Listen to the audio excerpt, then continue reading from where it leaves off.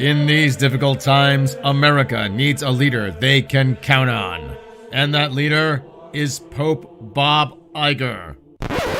A Pope Bob Iger presidency means lower taxes, better schools, and Disney Plus for all Americans. He's already in the Vatican. Now, put him in the White House.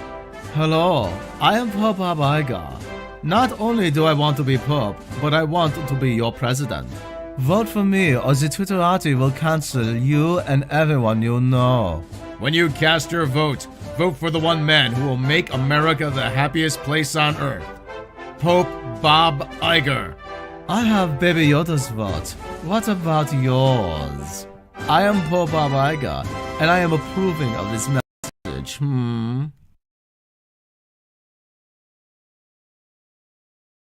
This season on Star Trek Picard, the crew set off on their wacky adventures. Picard finds himself at home with his Romulan involuntary compelled workforce. Oh wait, that's slaves. Raffi and Seven go off on their mission to fix climate change by nagging it to death. The future we saw starts right here.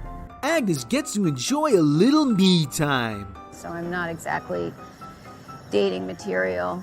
And Picard and Q take a look at his trophy room. Ew! And the Spanish guy has a run-in with the Federales. Uh-oh, better not drop the soap there, buddy. Don't miss all the hijinks on Picard. You'll laugh yourself silly. At least until Strange New World premieres. Now streaming on Paramount Plus. The legendary Xbox video game comes to life as Master Chief fights alongside a team of legendary, highly trained warriors to fight aliens. That sounds awfully familiar. See him protect a young child. Wait a minute. And then watch as he enrages fans by removing his helmet. Wait a second, we've seen this before, haven't we?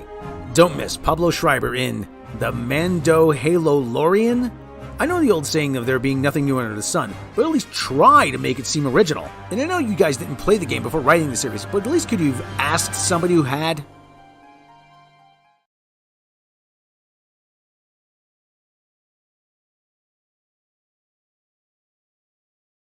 Tired of being misgendered with all that luxurious hair? Want to look at least 25% different than your literary counterpart?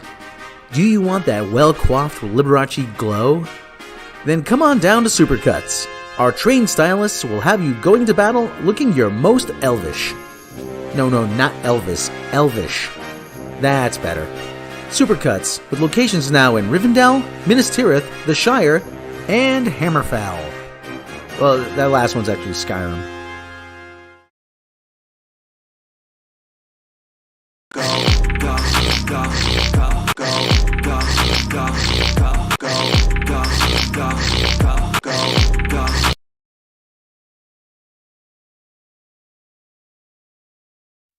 K-Smell presents Now That's What I Call Lilith Fair. All the ambivalent hits of the 90s you probably forgot, such as Four Non Blondes, Hey, Emmylou Harris, Sean Colvin, Sarah McLachlan,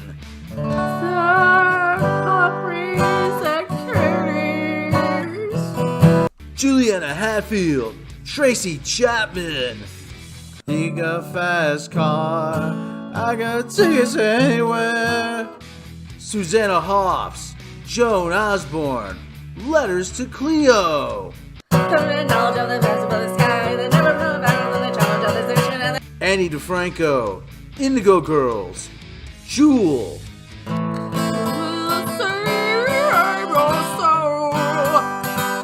And sadly, many more. Act now and we'll throw in, I guess if we have to, the best of Seattle, featuring Soundgarden.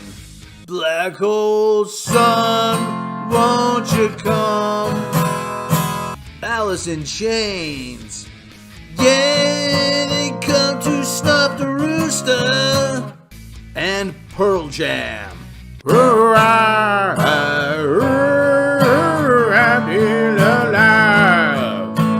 Send no money to K-Smell the 90s, Box 000, Seattle, Washington. Can you K-Smell the 90s? I can.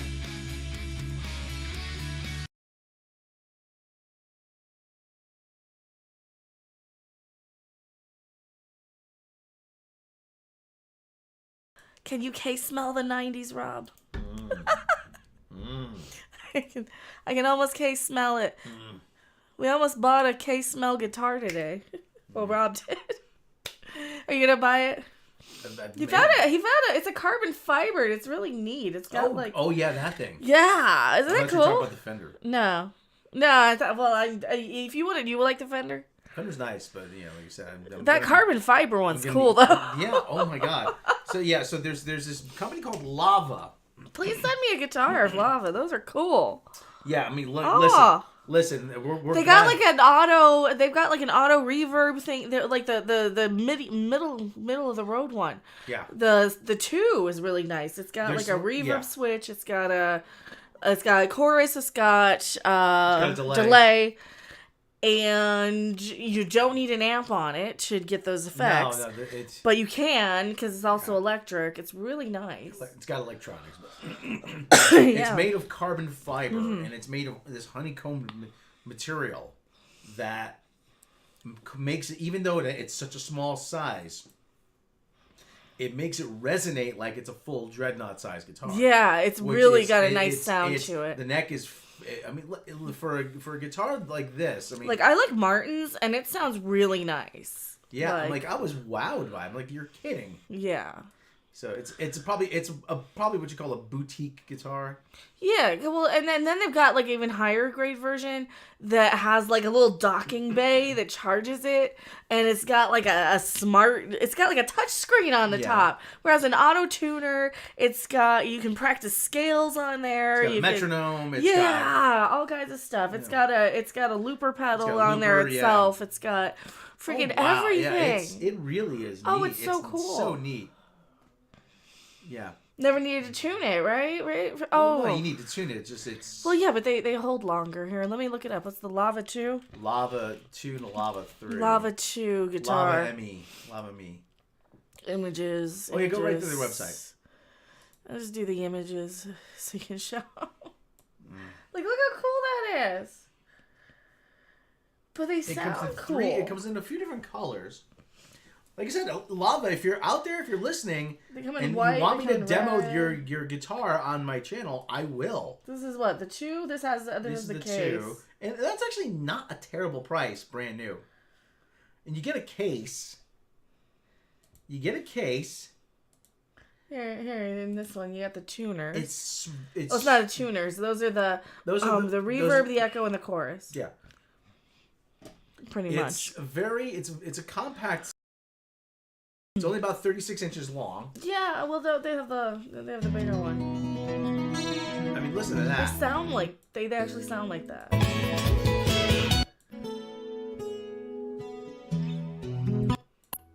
They have I don't want to play too much of it. I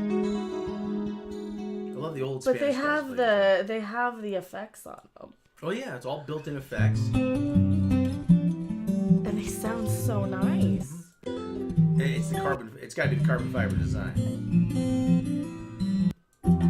They're really cool. Yeah, I'm really in love with these. So they've got a red one on the new versions, but it's got orange, pink. The black's kind of nice. I don't know. The white's pretty nice. I don't know. Would you go the black or the white? I'd almost go the black. If I were buying them new. Somebody years ago told me never get a white instrument because they always turn yellow. It'll turn. I imagine this will it'll show every little scuff. Mm-hmm. Well, even the one you were playing showed little scuffs here and there. Yeah. But yeah, that's so cool. Are they cool? Are they cool? Oh, they've never sponsored me. I'm not a guitar channel. They might with Rob. Yeah. They're more likely to. They're more likely to with Rob because he actually. But yeah, those are so cool. They sound nice. And I'm such an acoustic player anyway, but I like the effects and stuff. Like the higher end the Lava 3 have the higher end pedals. It's stuff. They have a freaking looper. It has a here. It's got a touch screen on it. Look at that. An effects bank in it. I don't want cookies. There. Well, they just. They have to inform you that you're saving a cookie now. Yeah, I don't care about it. That's the thing, though. They have to inform you. golden hour. This is their. So this is it's their. It's got a freaking like touch screen in the damn thing. Yeah. The stand is a charging dock. It's got a stand that's a charging dock. Like, who'd have thunk of this? They did. Like I said, it's all carbon fiber construction. Yeah, you don't want the $300 one. You want the higher end. Look at that. It's got a little. I mean, this one's almost too high end. Well, like I said, it's a boutique instrument. Yeah, like look at that. They got. They got a lot of different effects. One of their selling points is its durability and its ability to withstand different. It's got like a Pink Floyd effect on there and stuff. Yes. Lava 3 is $9.99. Yes. I mean, listen, and for a high end an acoustic guitar of that quality, that's. Yeah, so they got all these little effects. These are all little amp. I'm gonna say it's amp effects. It's not unreasonable. $9.99 for that guitar. I mean, you're gonna pay at least $2,000 for a really nice high-end guitar acoustic. At the bare minimum, you're gonna pay at least $2,000. These sound like higher end guitars than they are. But yeah. For a good Martin, for a good Gibson, you're gonna at least be spending that. At least $1,000, at least $1,300. At least $1,000, at least the minimum of that. I'd say $13. I could probably find one for. Like I said, so it's not unreasonable to ask $9.99 for this. Mm. They're cool though. You really got to see it in person. I mean, really. Oh, they have the bass one. Do they have it? They probably don't. Space charging dock. Oh, they have special straps. They have special cables. They seem like gimmick guitars, don't they? It seems gimmicky. It seems like such a gimmick. But at the same time, I'm like, you get what you pay for, and you're getting a lot for this. It must be $9 without the charging dock, and then you got to buy that separately. For $129. Yeah, well, yeah, that's probably why. They do sound really nice though. But for $599, what they new $599. Well, $599 for the two. Yeah, looks like it. Well, hey, listen, that's $649 for the three. Look at that. Well, that's $699. So. Well, why did it say $599? Maybe we're, I don't know. Acoustic, electric, acoustic. Oh, without the electronics in it. Oh, you can get it cheaper. That's why, because the electronics make it. Oh, okay. So. You can even. It's like whoever's pricing them doesn't know. Even without the electronics, it's still a nice guitar. Yeah, but you want the electronics. Yeah, you kind of want it. I mean, if you're gonna you want the if you're gonna get something like this, you're gonna just go all out. I know it's easy for me to say that, but. Yeah, $9.99. What's the $9.99 base give you? Can you play the Guitar Hero with it? Hey, you can be a Guitar Hero with it. How's the red look? Oh, weird. It looks like Jello. The space gray is kind of cool. What color would you get? Probably the space gray. Yellow submarine color. Maybe the yellow. Yeah, maybe the yellow because it stands out the most. Yeah, no. You know that yellow's kind of cool.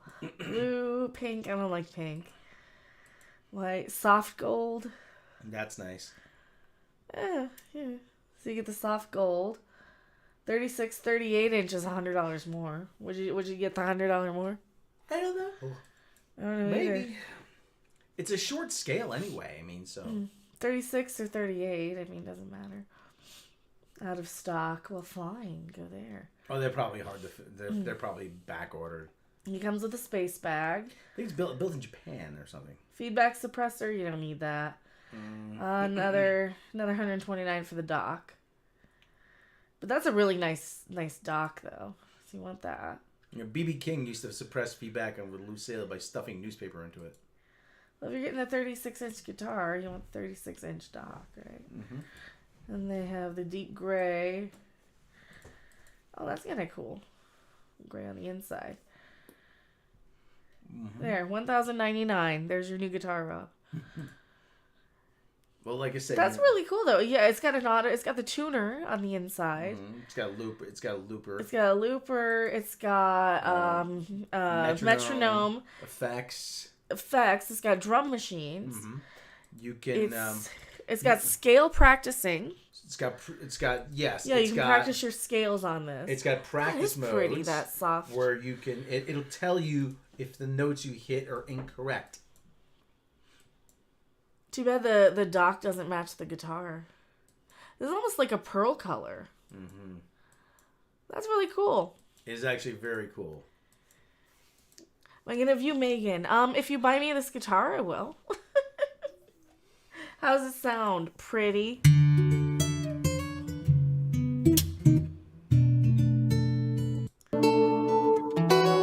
There's black holders, and actually it is compatible with your phone too. Oh, nice. You guys got apps and stuff. So they're showing you the mic. Look at the stuff it's got. It's practically a studio built-in guitar. That's so cool. It's such a geek guitar. I'm like so in love with this thing. It's like that one. Remember the one that had the K-oscillator on it a few years back? It's like this is like an acoustic version of that. Only it's got like all the effects you want. At least I would want. But then I just like delay and sometimes I like a little bit of like the flangers. Just listen though. I mean, yeah, it has a drum machine on it. No, it has it on there. Listen to the richness. Yeah, and it has such a rich sound to it. I'm sold on it. Rob's probably gonna get that one. Good. It's hey, like I said, it's. So that's the guitar that we're looking at. Oh yeah. That Rob's gonna buy for himself. The lava. Because I don't have money, so. All right. Everybody, thanks. Go. Now onto the Velma crap that you're actually here for. Yeah. Oh, yeah, get to the Velma crap. Dumb as shit. It's gonna be dumb as shit. Oh, we got a lot to cover here, so this will be where we start recording now. Thank you for hanging out. We're gonna get to the Velma right now. Oh. Yeah, that's right. We're gonna get to the Velma. That's all right, because I'm Black Shaggy.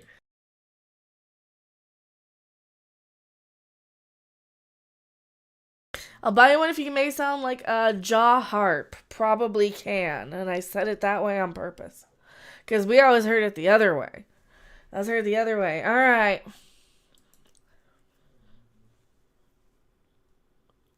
Of course it's going to be worse than everybody thought. That's the point. And it's going to be fun. And I'm going to have so much fun making fun of this. And you know who else is going to have fun making fun of this? Who are you? Why are you here? I'm Black Shaggy. That's who I am. That's right. Black Shaggy. We're gonna make it watchable. We're gonna have so much fun redubbing this. This is gonna be Black Shaggy cinematic debut. Okay? It's not debut, a debut. Okay? We're gonna have some fun with it. That's right. And we're at the dub clips. That's right. Because we have some reviews, and it is to nobody's surprise nobody's surprised. Bad this show is getting reviewed. Yeah, right. So we gotta start off here. Here's what I saw coming in today. All I want to know, do they have anything good to say about Black Shaggy? Review. This is what IGN's little photo. That's right. It's unfortunate that most of what makes Velma funny is completely unrelated to the character who gets a starring role. This it's everything around it. Didn't I say, hey, listen, she made the one black guy drug dealer and a stoner, okay?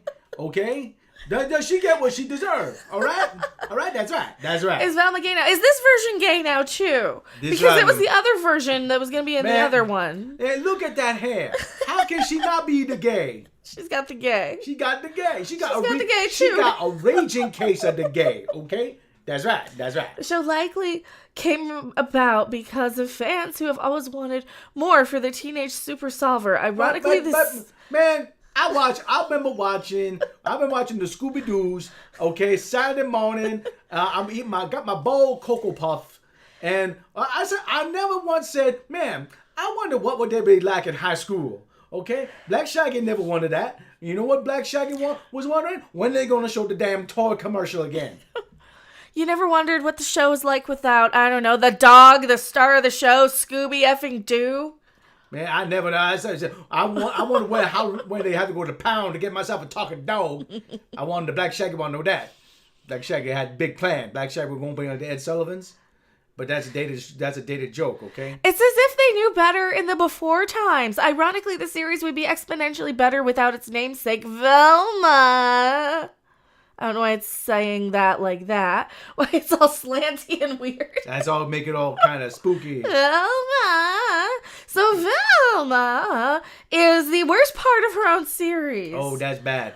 That's bad. We know this. This is why it was supposed to be called Scooby-Doo way back That's in the 1960s. That's you know, right. when it was good. That's right. That's right.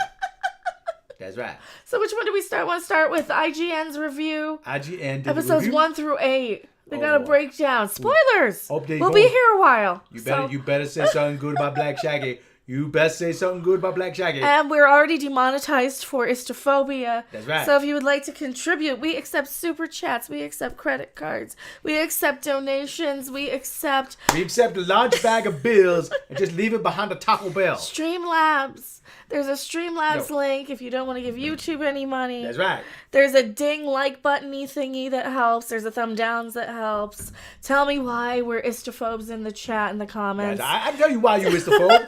I can tell you why you istophobe because you don't like the Velma series, but you love Black Shaggy. That's why you istophobe. Okay? That's right. That's right. New Jack Shaggy. That's right. Replace a word and ruin a movie with Shaggy or Black Shaggy, whichever That's right. combination you want. That's right. That's right. Go, like New Jack Shaggy, New Boys Jack in the Shaggy. Shaggy, Boys in the Shaggies. That's Return right. of the Shaggy, Return of the Shaggies. That's right. That's right. Indiana Shaggy and the Dial of Destiny. Kung Fu Shaggy. That's right. That's right. Enter the Shaggy. Ooh, Rise of the Shaggy Groomers. That sounds dirty. Enter the Shaggy. Oh boy, that sounds shaggy. Black Shaggy is Blade. That's right. Black Shaggy is Blade. Black Shaggy gonna play the Blades. He ain't gonna play the gay Blades. He gonna play the Blade. Black Shaggy ain't got the gay now. What's this one? Consequence TV, and then we got EWs, EWs, Entertainment Weekly. Which one were you reading earlier? Which one do you want to read? The ooh. Black Shaggy was reading the ooh. Okay, would you like to read the ooh again? Black Shaggy gonna read the ooh. All right, you can pull it up on your phone and play Black along. Shaggy ain't got no damn phone. You Black can Shaggy pull up gotta on use my your damn phone. I use your damn phone because you yelled to get my technology out of here. Black Shaggy on the cutting edge. Did I? I don't remember. Yeah, Here's that's the right. ooh. That's right. Ew. There's your ew. There's my ooh. Ew. That's what happened. Velma reviews. A promising reinventions is wasted on lame joke, prequelitis, and bad metas. Oh, that don't Shaggy sound Horror good. Picture Show. Hail Stevie Satan! Crown, Hail 66. Satan! Thank you so much. Happy New Year. I can't see it. Happy New Year. Our Dark Lord says he sent you. I can't see it. Let me go pull it up. I'll pull it up. In the meantime. Yeah, that's right. Mindy Kaling, HBO Max's reboots make Harley Quinn's look much better than Velma's. Oh no. Oh, that's cold. That's cold. That is cold-blooded. That you didn't Is that know. Billie Eilish? I look like Billie That Eilish. looks like Billie Eilish. I look like the damn Billie Eilish.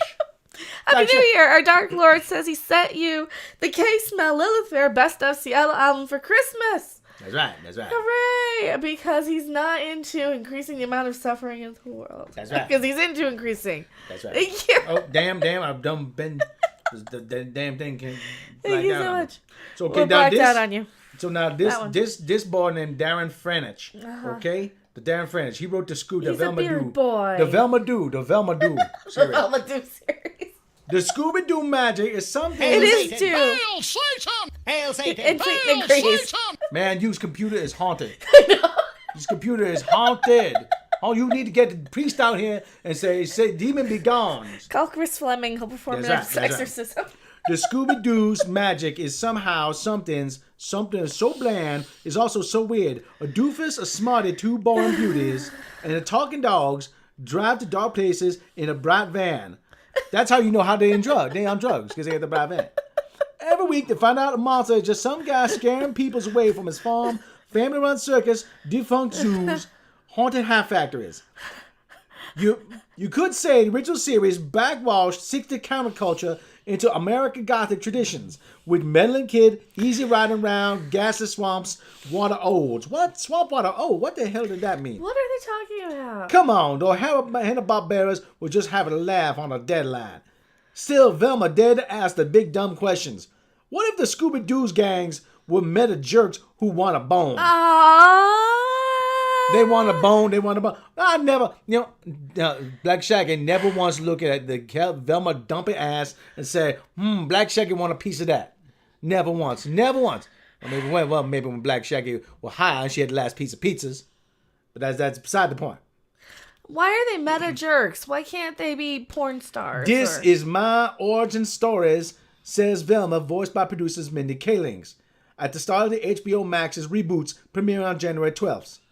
The series flashes back to the high school prehistories of the greatest team of spooky mystery solvers ever, when they are variously hated or barely acknowledges each other. It's a prequel that recasts diversities, reorients sexualities, and over backstories generalities. Should be fun, but it's a self-aware slog. Self-aware slog? Oh, Self-aware slog. Everyone talks like a TV writers who only know other TV writer. The non-stop references are non-stop ancients. Jill Steins. She's all that. The suspicion is certain that the band geeks being weird equals comedy golds. This is exactly what happened in my vlog about Lil Wayne's. Someone says on TV in 2023's, Velma is the new Bland, a deconstructions, canonicals, bonanzas, pulled right off the corporate assembly lines. It's so extra, it's minuses. Ooh, that's cold. That's cold-blooded. Oh, wow. Should Black Shaggy continue? Maybe Rob should continue. Just Okay, less loud. Rob, you get your ass in here. You read the rest of this article. That's what you're hired. Okay, all right, Black Shaggy. Okay, Black Shaggy, take a seat over here. At Crystal Cove High School, Daphne... Where is this here? So what are your thoughts so far? They're meta jerks who talk like... Let's break this down for a minute. So we got a lot to unpack here. That's why I went live with this. This is longer than just... a thing, and I'll probably upload the replay afterwards, just as is. What do we think so far? They're a bunch of meta jerk TV writers. Yeah. Who talk like TV writers who only know other TV writers. So a bunch of in-jokes that nobody's going to understand. They make Jill Stein references. Who? Jill Stein, she ran for president when Hillary Clinton ran for president. Okay, I don't know who the F that is. Against the orange man. Okay, so I wasn't paying attention to politics ball then, and neither were like most of us. She's all that, which is a mid-90s reference. Okay. The suspicious assertion that band geeks being weird equals comedy gold. So, oh my God, one time at band camp, you mean? Yeah, probably. From 30 years ago? Yep. From American Pie in 1998? Mm-hmm. They're stuck in 1998. Yes. Just like the She-Hulk writers. Hey. This is exactly what happened in my vlog about Lil Wayne. Who's Lil Wayne? Says someone on TV in 2023. Who's Lil Wayne? Who's Lil Wayne? Is he like the less interesting Kanye? Probably. Okay, well, at Crystal Cove High School, Daphne, Constance Wu, is a popular mean girl. She's a mean girl orphan. She's a mean girl orphan. Mean girl orphan. Is she a gay too? Does she have the gay? Mean girl orphan who deals drugs because of a dark family secret. She's a mean girl orphan drug dealer. I missed that part. Okay? I missed that part. Where is it? I missed it. She's a mean girl. Did I miss it? No. She's a popular mean girl orphan who deals drugs because of a dark family secret. What?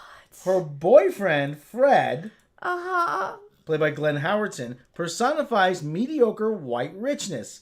His mansion holds a dark secret. So everybody has a dark secret. He's got white privilege. Uh-huh. Yeah. And he has teeny widow private parts.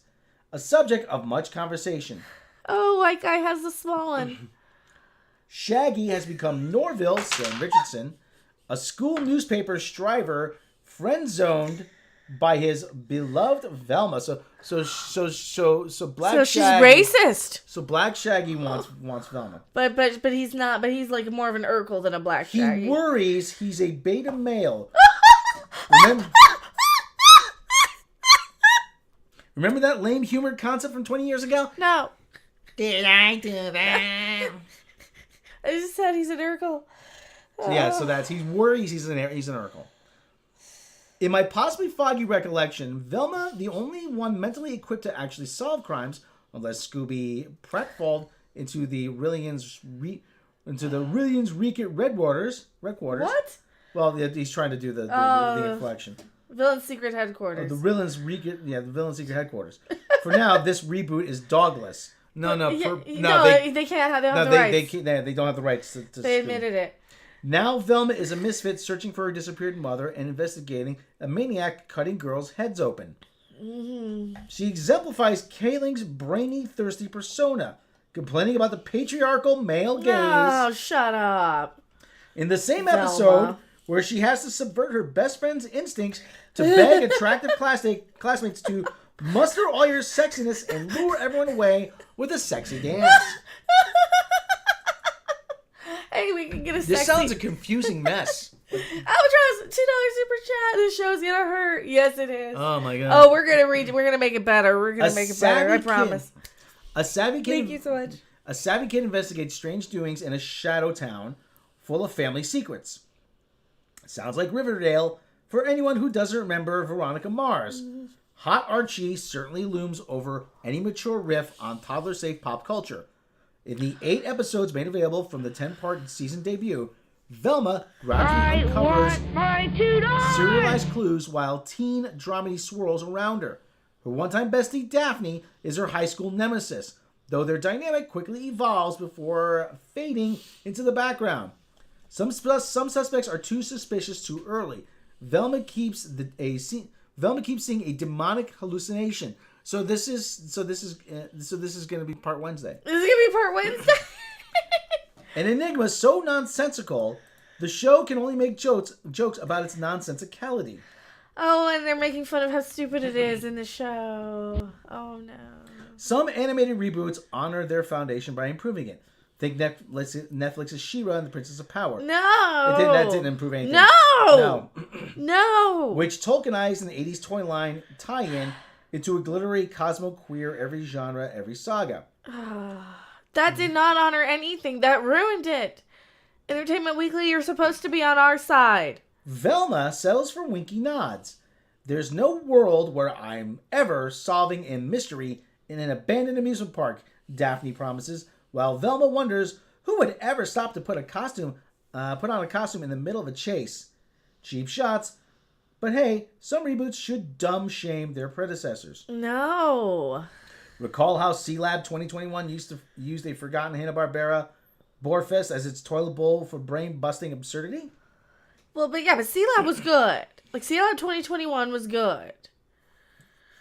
Anyway, so... This does not sound like it's going to be good. I don't remember C-Lab 2021 saying how bad C-Lab was, though. Yeah, Velma mostly replaces the old silly sensibility with crass name-dropping pointlessness. Adopted by 2 moms, Daphne declares she was baptized on the set of Ellen. A eulogy for... Wait. Say that again. Let's react to that. Let's take a second to react to that. Adopted what? By 2 moms, Daphne declares she was, quote, baptized on the set of Ellen. By what? By who? Witch doctor? How? The blood sacrifice to the Balenciaga gods? They're groomers. What? A eulogy for the latest attractive victim notes how, quote, she was the rare slut that did not deserve to be murdered. And Jesus Christ. He even says he knows Jesus Christ. He's in Vienna. I'm afraid he can't help this. He can't help this one. Velma is not white, obviously. Wait. Nor is she straight. Wait. I'm still stuck on the Ellen thing. So Daphne's moms have the gay. Oh my. As in moms. She has gay moms. Yes, they're off scissoring. They're probably not hot. So her moms are gay, and you just belched in the microphone. I'm sorry. Don't do that. And So okay, she has they have the gay. wait, was she on Ellen? Did they parade No, her? Did they? Ellen, we want to baptize our daughter. Was there an episode of gay women baptizing babies? Sounds like a Maury episode more than anything, or Jerry Springer. Well, welcome back. My next guest wants to baptize her daughter right here on the show, live on TV. Please welcome Daphne's mom, Christina, or whatever. So then we go into a eulogy for the latest attractive victim, notes how she was the rare slut that does not deserve to be murdered. Velma is not white, obviously, nor is she straight, which caused much excitement online. A key subplot is a bit deflating on that front, though she's less She-Ra and Catra are dancing than Alex kisses Marissa and Seth. I don't get it. I don't get that reference. I don't get it. Tarantino trying to be the wokest of them all. Yes! Baby! I think so. Thank you so much. Obviously, anyone upset about these identity shifts is the worst. Huh? Well, he's defending it. Obviously. Anyone upset. No, we're upset because they can't even get the dog in the Scooby-Doo reboot, and they have to go with stupid stinking Velma. But beyond the conceptual wow of half-century-old characters suddenly having definable traits, Velma plays out like any other prequel. Learn the secret origin of Velma's glasses. Learn the secret origin of why Velma says jinkies. The few fun ideas get buried. We don't care. The few fun ideas get buried under referential shenanigans. Sam Richardson nails sweetheart desperation in Nordville, though I'm still unconvinced the Shaggy archetype is anything more than Scoob screeched loud. Nasty humor can work even when it's a quarter funny, so God help me. I laughed at Fred inviting a potential romantic conquest to hand stuff point. So there's a fisting reference. Uh-huh. And Daphne's moms are married cops voiced by Jane Lynch and Wanda Sykes. Why can't that be a show and not some franchise extension J-plot? Right, because we don't need we don't need franchisee stuff. Like they want so much to have representation, diversity, original characters. They want the gays to be out there in public instead of doing stupid, shady, crappy things like making the Joker gay for the gay agenda that I'm laughing at because I find hysterical. Why not just do this? Why not just make a gay show for gay people about gay people? Oh, because they did, and it was laughed off of Netflix. Remember that one? Oh, yeah. Remember that? Oh, yeah, I remember that one. I laughed at the trailer. I never watched the show, though, because I don't care. Okay, well, it sums up here. Normally, origin stories are about tall, handsome guys struggling with a burden of being handed even more power. That's a dig at Batman. Uh-huh. Velma narrates, and if they are about girls, it's usually like, hey, what made this hot chick go crazy? Like, male origins are terrible. Like, look, male origins are terrible. End them all. But also rude to Black Widow, Wonder Woman, Captain Women, Ray, and most Catwomen. We're nowhere near origin equity, but it's a mark much missed to say female backstories are only crazy hotness. I think the joke's main target is a certain clown princess voiced elsewhere on HBO Max by Kaylee Cuoco. Harley Quinn is surely Velma's ultraviolent femme/touchstone. But that great cartoon is crazy with purpose. Batman drowned a wild goal in a molten core of Batman drowned a while ago in a molten core of self-serious ponderousness, wrapped in a candy shell of male grievance. It means something to reorbit Gotham around funny bisexual supervillain girlfriends. Whereas you get the feeling Kaling and Velma showrunner Charlie Grandy could have wedged any inoffensive IP into their way too late parody of teen dramas. In the words of the philosopher, Rut-row. Grade C. So everyone's gay in shows now. They are. Who's our next one? We got Consequence TV. Velma review. The Scoops Gang adult animated origin story is one awkward zoinks. Or season 1. Velma will premiere 2 episodes on January 12th. Below's a review of the first 8 of 10 episodes provided to press by this chick, Brittany Vincent, who looks awfully suspiciously familiar. Oh, she might be like a freelance writer who's worked for the Mary Sue. Possibly. Which one do you want to look at first? Let's do Brittany Vincent here. All right, let's do this one. You said you were going to do Brittany Vincent. Yeah. Much has been said about Velma being the unsung hero of Mystery Inc., the Scooby-Doo sleuth who's never been given a chance to truly shine. To many, she's the brains behind the teenage mystery-solving outfit. But while it's true the character in most of her iterations has typically played second fiddle to the rest of the cast, HBO Max's Velma proves exactly why the character, at least this version, isn't exactly ready for the spotlight. Okay. Happy New Year, Alvin Peterson. Minnie Kaling lends her voice to a drastically different and wholly irksome version of Velma. Irksome? Irksome. I mean, she's irking you. Who's a far cry from original portrayal. Clocking at 10 half-hour episodes, the first 8 of which were provided for review, this animated prequel is full of raunchy laughs and some fun story beats. But its insistence on reinventing Velma as a sarcastic, self-loathing outsider prevents it from becoming the genre-disrupting adult comedy it aspires to be. Instead, it feels like a biting, hateful version of Daria without the character growth. Oh no, Daria, but worse. And I didn't like Daria to begin with. You know why? There's your Velma Dinkley trailer we already got. Yeah. You know why it's? Do you know why it's being portrayed as a self-loathing outsider? Because Minnie Kaling is a self-loathing outsider. She should do something about that. This notably Scooby-less series follows teen Velma Dinkley as she attends Crystal Cove High School while a serial killer is on the loose. Their target: attractive girls. Then she's safe. Yeah. When Velma is accused of a murder she didn't commit, she tackles the case to clear her name. The only problem, she has a mystery of her own that needs solving. The disappearance of her mother, Dia, played by Sarayu Blue, along with pal Norville Rogers, Sam Richardson, the strange bestie Daphne Blake, Constance Wu, and spoiled rich kid Fred Jones, Glenn Howerton. She's determined to figure out who's behind the murders and unravel her absentee mother's secrets. Sounds like a barrel of laughs.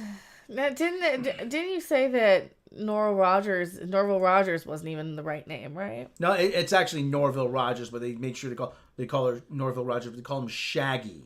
Yeah. Norville, quote unquote, Shaggy. Yeah, but he's Shagworth though, or something. Well, I thought it was. I was mistaken. I thought it was Norville Shagwood. But they didn't come up with the name Norville Rogers till much later. Okay. Yeah, but this iteration is Norville Rogers. Now that's because they have, again, they can't make them the same. I'm tired of 25% different stuff. In this animated series, yes, in this animated series, Velma isn't just spunky sarcastic tween teen who wants to fight the patriarchy and solve mysteries. She's also kind of a jerk. When she isn't complaining or putting down someone, she's a veritable quip machine who never runs out of sardonic remarks that never feel as pointed as she believes they are. Oh God. So she makes listen. You want to write a character. You want to write a character, fine, like this, fine. But you know what? It's obvious that you are doing this as a self-insert, and you're making this the version of your idealized self. So, Minnie Kaling, knock it off. She's quick to judge others based on their looks and social status. Her peers may never let her forget she isn't a hot girl, but her personality is by far the most unattractive thing about her. And even though it's easy to understand why she might behave this way, after internalizing years of feelings of misogyny and inadequacy, her perpetually grating wisecracks make her difficult to watch, let alone empathize with. The series does seem to be self-aware enough to recognize these qualities about Velma, but it's unclear if this is deliberate or an attempt at making viewers laugh at her shortcomings. You think every girl deep down is like you, but you're wrong. Popular girl Olive, fortune Feimster. Who? I don't know who that is. I don't know who the actress is.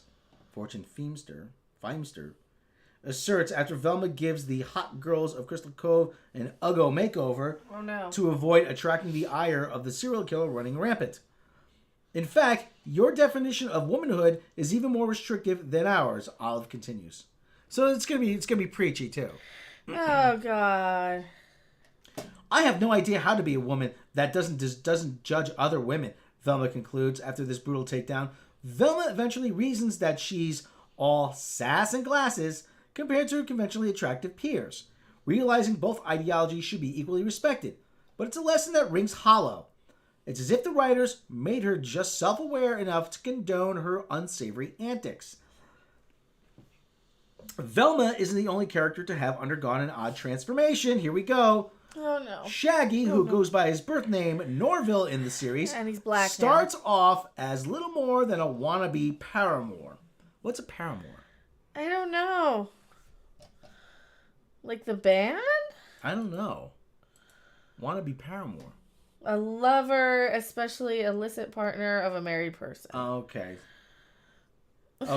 His only concern is wooing Velma. And when he isn't actively trying to get her attention, he's scheming to make himself look attractive to her. Why does he want her? She sounds like she's a B-word. Because again, this is a self-insert she has for to... Mindy Kaling, and everybody wants Mindy Kaling in her ideal world. She's the epitome It's like of Wednesday. She's attractiveness. Wednesday. This is literally Yes. how Wednesday is. She's a bitchy know-it-all. Yes. Oh. Who judges everybody. And it's better than everybody. It has to be the perfect one. It has to be the center of attention. This is Mary Sue 101. Anyway, this... okay. How'd be hated. This is a plot thread that's later subverted, but the shtick wears itself out long before then. Luckily, the humor doesn't rely on Velma's jokes nor Norville's jarring new personality. See, they got to make Norville different. There are plenty of genuinely funny laugh-out-loud moments in every episode that don't involve her at all. This is Scooby-Doo through the same adult lens that made DC's Harley Quinn series such a hit. And when it works extremely well. Daphne, Blake, and Fred Jones are characters many Scooby-Doo fans have written off as vapid, privileged teens, especially in the classic series.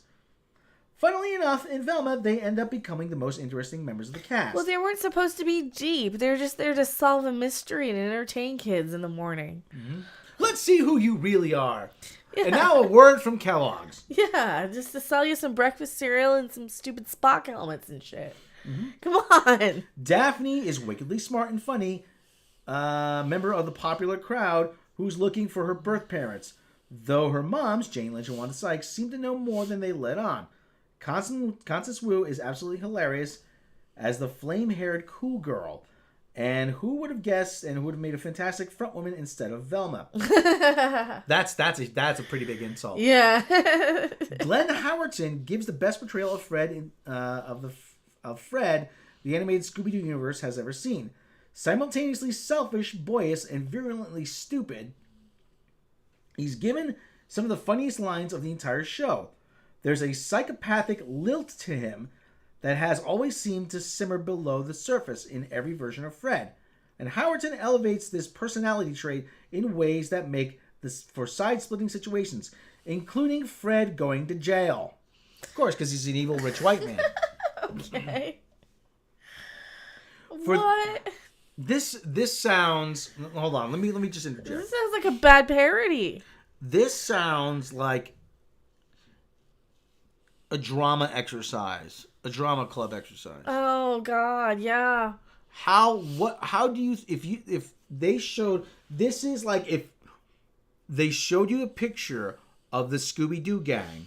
I agree in chat. And they told you, I want you to show, if you had no idea who they were, how do you think each of these characters would act? That to me That's what this sounds like. This always sounds the same way. It was like that in Ghostbusters 2016. It's like that in like a lot of stuff now. How do you think these characters act?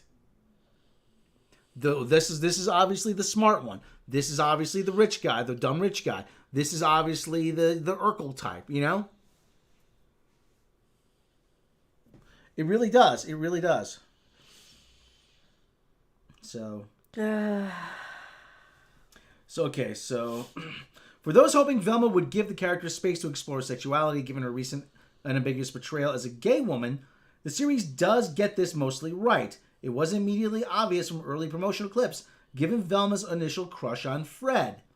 Velma and Daphne do ponder the implications of their relationship beyond the bounds of friendship and admit that there's much more to it than that. But this acknowledgement comes without little more than a blink and you'll miss it moment in one episode. Velma, what do you think if we scissored one night? I don't know, Daphne. That might be fun. Maybe we should get around to trying. Yeah, but we got a mystery to solve. While the girls' romance does become a major component of the series as it goes on, Velma and Daphne's relationship gets less development than Harley Quinn and Poison Ivy's had before the pair became a couple in Harley Quinn's animated series. At the very least, this prequel does give Velma and Daphne's relationship a chance to blossom, even if it isn't a perfect one. Verdict: Velma is an often funny take on classic Scooby-Doo series with plenty of risque humor, but it's unfortunate that most of what makes Velma funny is completely unrelated to the character who gets the starring role. This show likely came about because of fans who have always wanted more for the teenage super solver. No, we didn't. No, this came about because Mindy Kaling is a narcissist and she wants to insert herself in everything, and she always wanted to be in Scooby-Doo.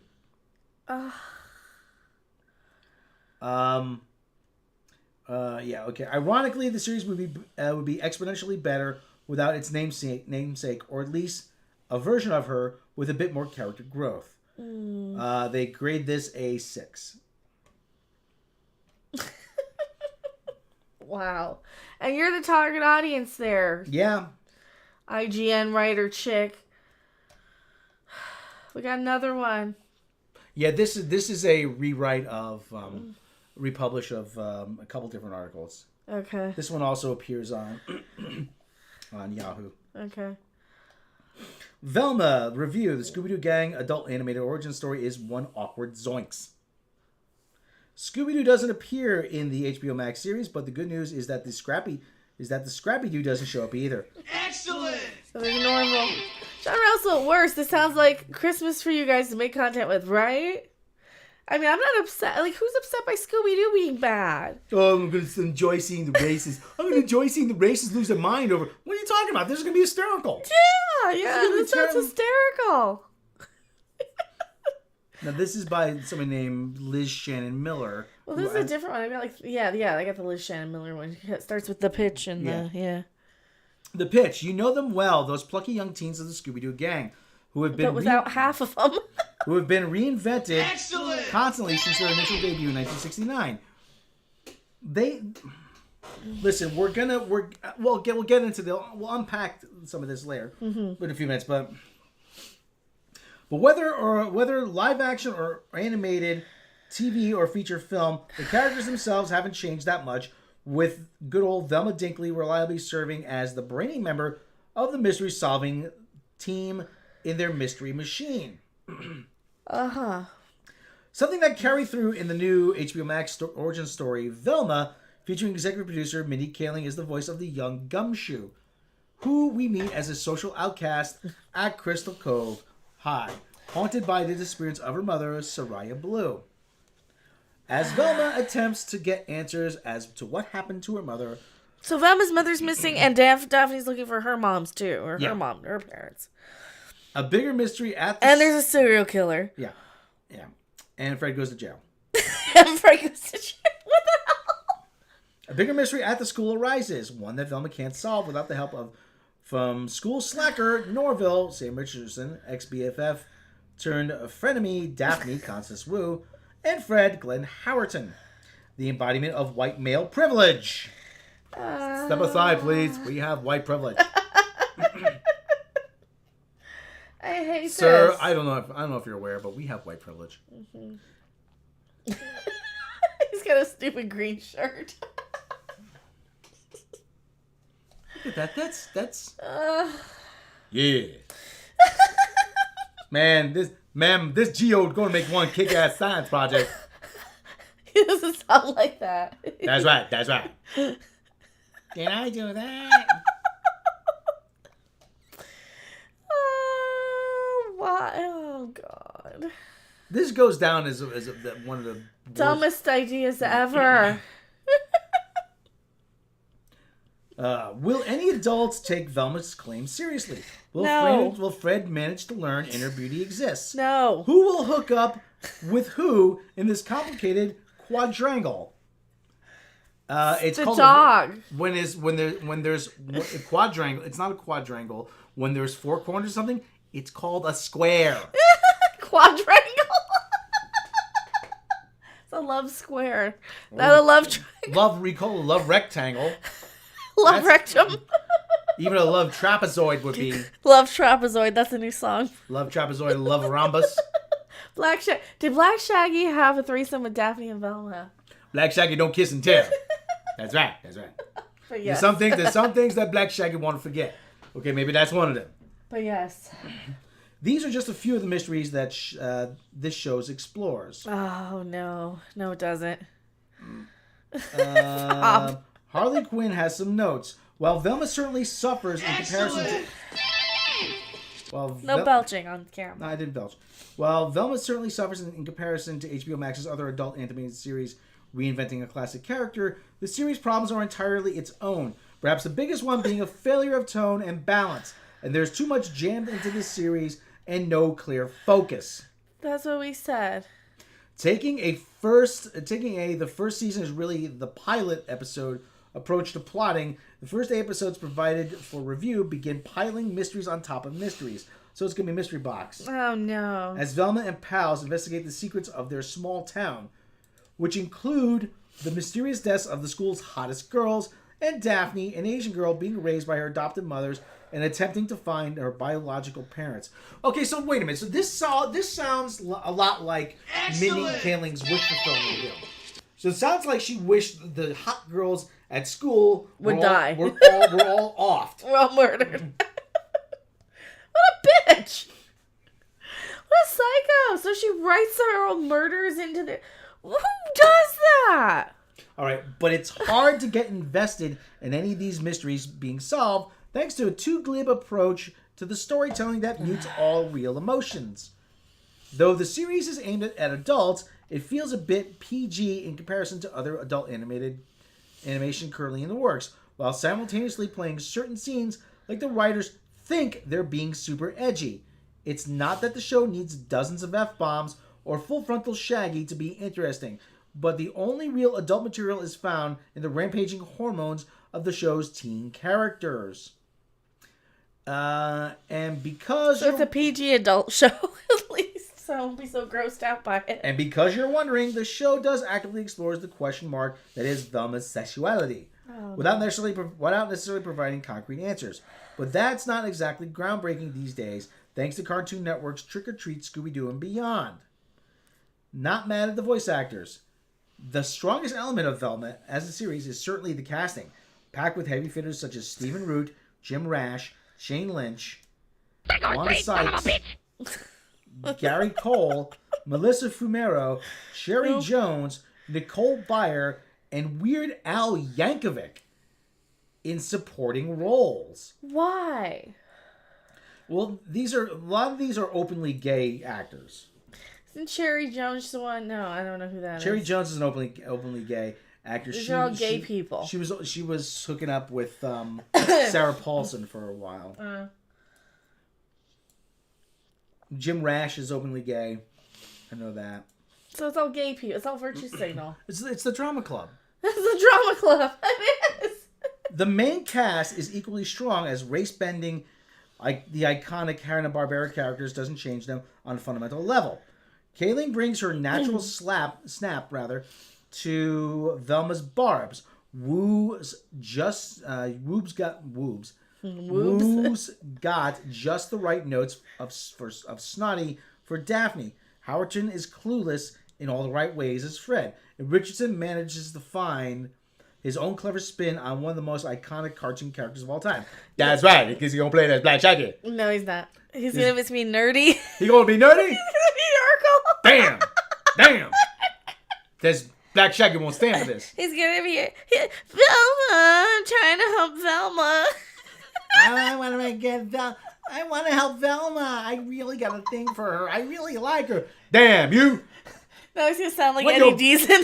When your ball's gonna drop? No, when your ball gonna? You got one. You only got one ball. You got one ball. Like Shaggy got enough man. He got 3 balls. He's gonna try to, like he's a dog. But while this reimagining somehow manages to find glimmers of tone established by the original series, 60s animated series, it never successfully connects to the viewer's innate nostalgia for what came before. It's not a casting issue, but a writing issue, as whatever character traits made Velma, Daphne, Fred, and Shaggy engaging to the original simply isn't presented here. And the serialized mysteries aren't engaging enough to push the narrative forward. Really, it feels like there's something missing here. Maybe the producers should consider adding another character, like a funny talking dog. This is okay. You mean like they had in the first place? Look at the next line. This is a joke, as Warner Brothers Animation told the producers that Scooby-Doo was off limits for this series. But still, you can sense his absence. He's off. Yeah, they can't. She doesn't use him. Have the rights. No, you can't use the dog. And you need him. Because the characters don't work on them their own. We'll get to that. We'll get to that in a moment. Because they're supposed to be generic. Okay, no, we'll get to it now. Characters. We'll get to it now. You need the dog to juxtapose the other characters. You need the dog as a foil. You need the dog as a comedy relief. Look how cute he is. Everything else that's just dumb and boring. Everything else is just dumb and boring. A dog kids can relate. It appeals to kids. It appeals to people. And me. People love dogs. You have a talking dog. It's like, okay. Ruh-roh. He's so cute. He's Scooby. Black Shaggy is not gay. At least he's not gay. That's right. But the talking dog, but the whole idea behind the talking dog is excellent. It sets this world. It sets a tone. It tells you that this is a farcical world. That this is not something that's real. Mm-hmm. You can have fun with this. You can let yourself go with it. Yeah. Okay? And by not having the dog... There's nothing else to work with. Exactly. Because the dog can stumble into things accidentally. He can sniff out different things. The dog plays a more important part of this than... Well, because everybody's just kind of dumbing along for the ride. The only person the dog really is actually sometimes the smartest one. Yeah. And the dog is the reason why they're all there. Would these people be hanging out otherwise? No. It's the Scooby-Doo mysteries. Excellent! It's the Scooby-Doo gang. The Scooby-Doo gang. Not the Velma gang, not the Fred gang, not the Daphne gang. It's the Scooby-Doo gang. They're hanging out because their stoner buddy and weed connection has a cute dog. And that's the whole thing. Is like it's Shaggy and Scooby are kind of the main thing. But, it's Shaggy's dog. Yeah. So you kind of you can't have Shaggy without Scooby. It's like it's incomplete, you know? Okay, the verdict. Even if Velma was an unqualified success, Even if Velma was an unqualified success, it'd still be hard to recommend, if only because the current climate at Warner Brothers Media doesn't offer up a lot of hope for future seasons. This is not going to get a second season. No. In fact, the precedent is there for it to disappear entirely from HBO Max within months, as so many titles did in 2022. Vulture reported in December that the tax loophole which led to shows disappearing in 2022 won't apply in 2023. But at the same time, one of Warner Media's first 2023 maneuvers was to remove hundreds of Looney Tunes shorts. So we'll see. Yeah, that was another thing. Mm-hmm. We'll talk about that afterwards here. So stay tuned for that. We'll just do a whole stream here. We'll just not bother with gaming yet. Maybe Velma will escape that fate, which would be good news, because while the show has its flaws, it doesn't deserve to be obliterated entirely. The animation is bright. Yes, it does, though. Why do we need this? The animation is bright, poppy, and fun. The cast is game, and some solid gags do emerge from what's been seen so far. But even if it could get over its tonal issues in the second season... What's that? I had something. You farted. No, I nose farted. I have another dog called Scooby-Doo LGBTQ. Luby Q. Louis Q. Excellent! Louis Q. But even if it could get over its tonal issues in the second season, it's hard to hope that it'll have a chance to do so. Velma begins investigating. Okay, yeah, it doesn't give a rating. Okay, so here's the thing. So as I said, what you have here is again. This is Mindy's. Here's your phone. This is Mindy Kaling's self-insert. I mean, it is so blatant you cannot get around it. This is Mindy Kaling's self-insert. She's obviously she wrote the series as she's the smartest one, which doesn't work because while she is the smartest one, everything revolves. It's very much a cohesive team. You take away one member and it kind of all falls apart. Excellent! Sorry, He keeps kicking my chair and slamming stuff around. And again, like I said, they don't have the rights to use the dog. And the dog is the linchpin to this whole series. It's Scooby-Doo. And you want to, deeper characters. Give them deeper characters. These characters aren't meant to be deep. They're meant to be driving around, Just solving mysteries, barely figuring stuff out accidentally.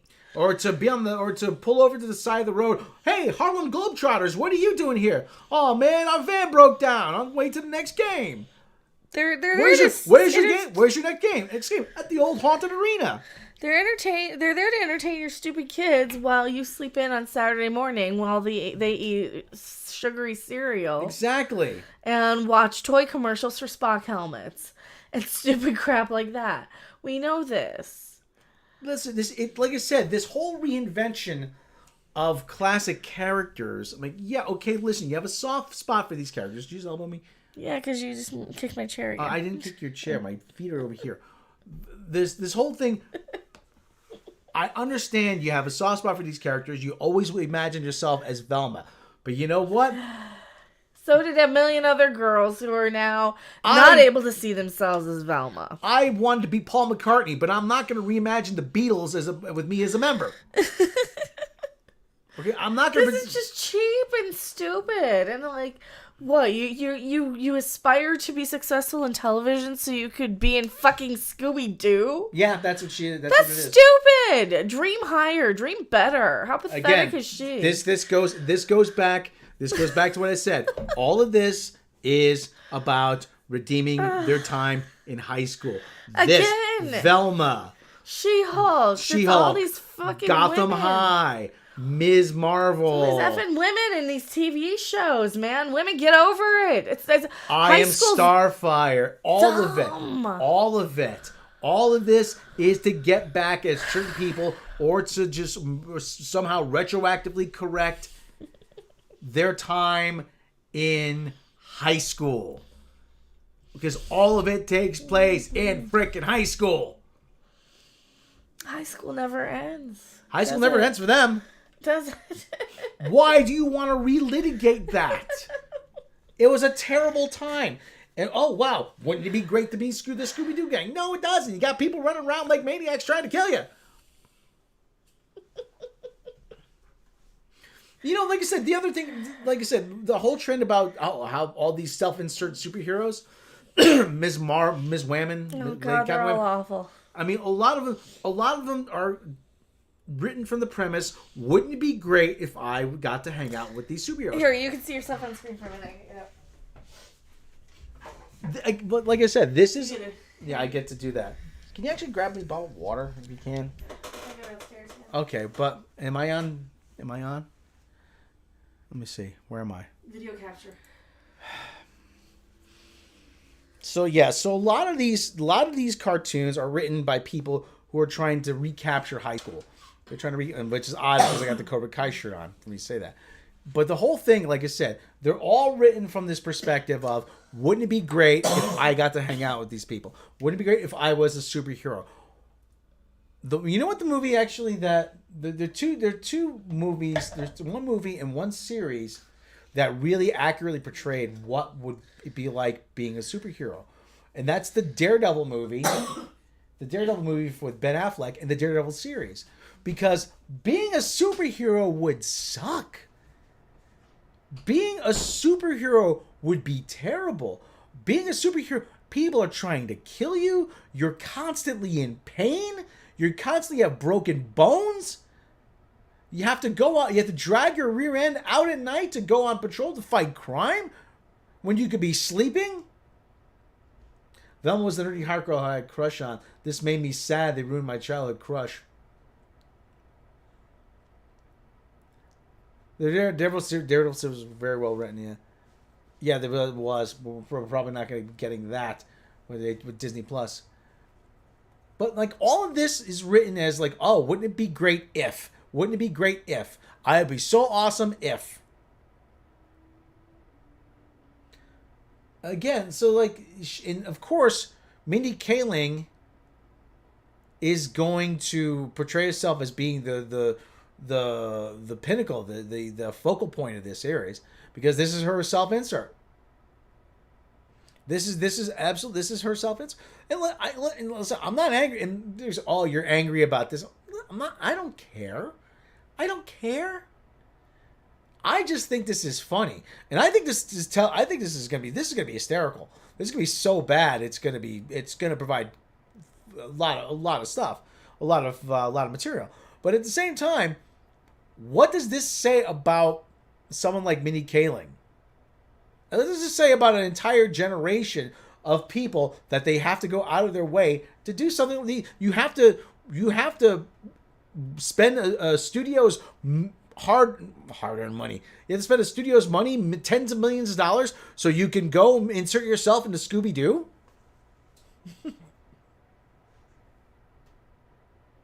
Ruin a white show for diversity. I mean, that's actually a pretty good point. That's actually a pretty good point. Mindy Kaling is so hell-bent to relitigate, to live out her high school fantasies, that she had to spend tens of millions of Warner Brothers dollars to do it.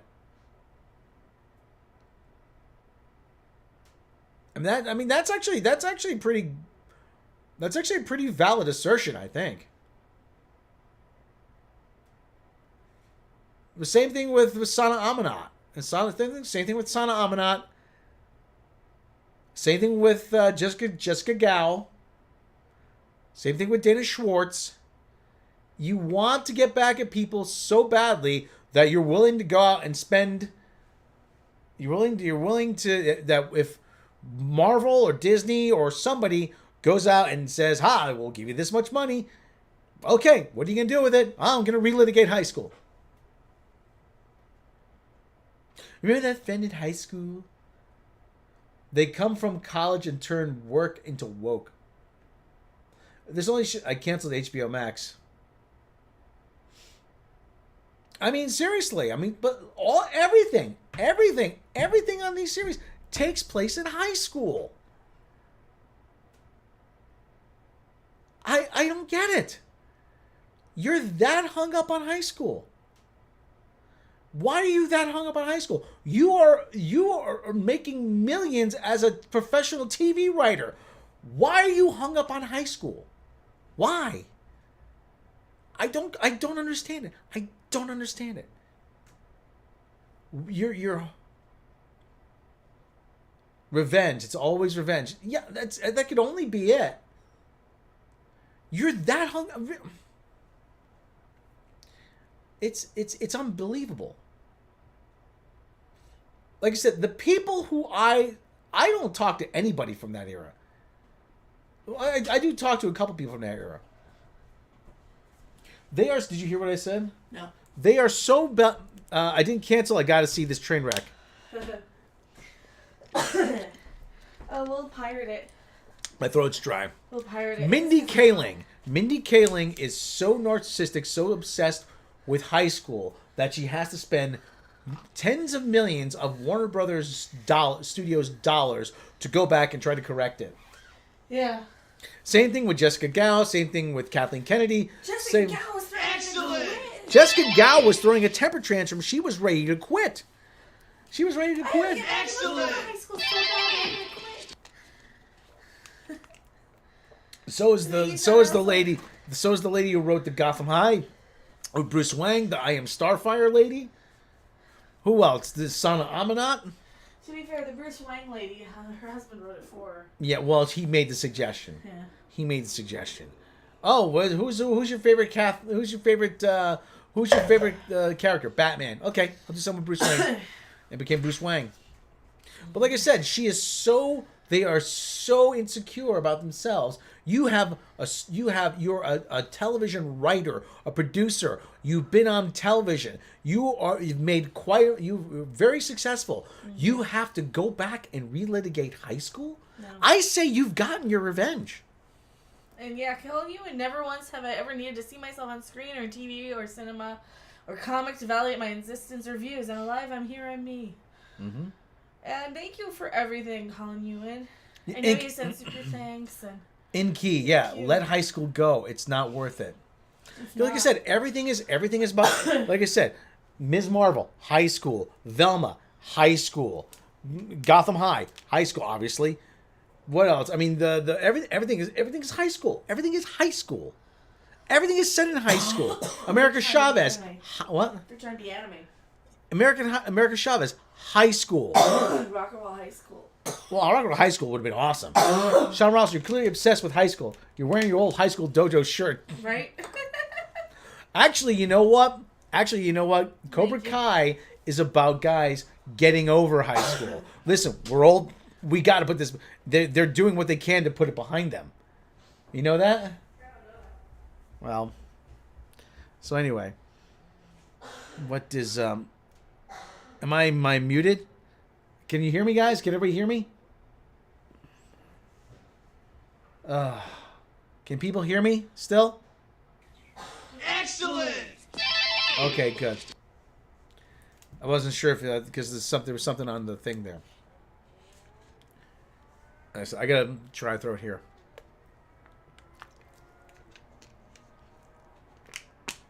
Actually, yeah.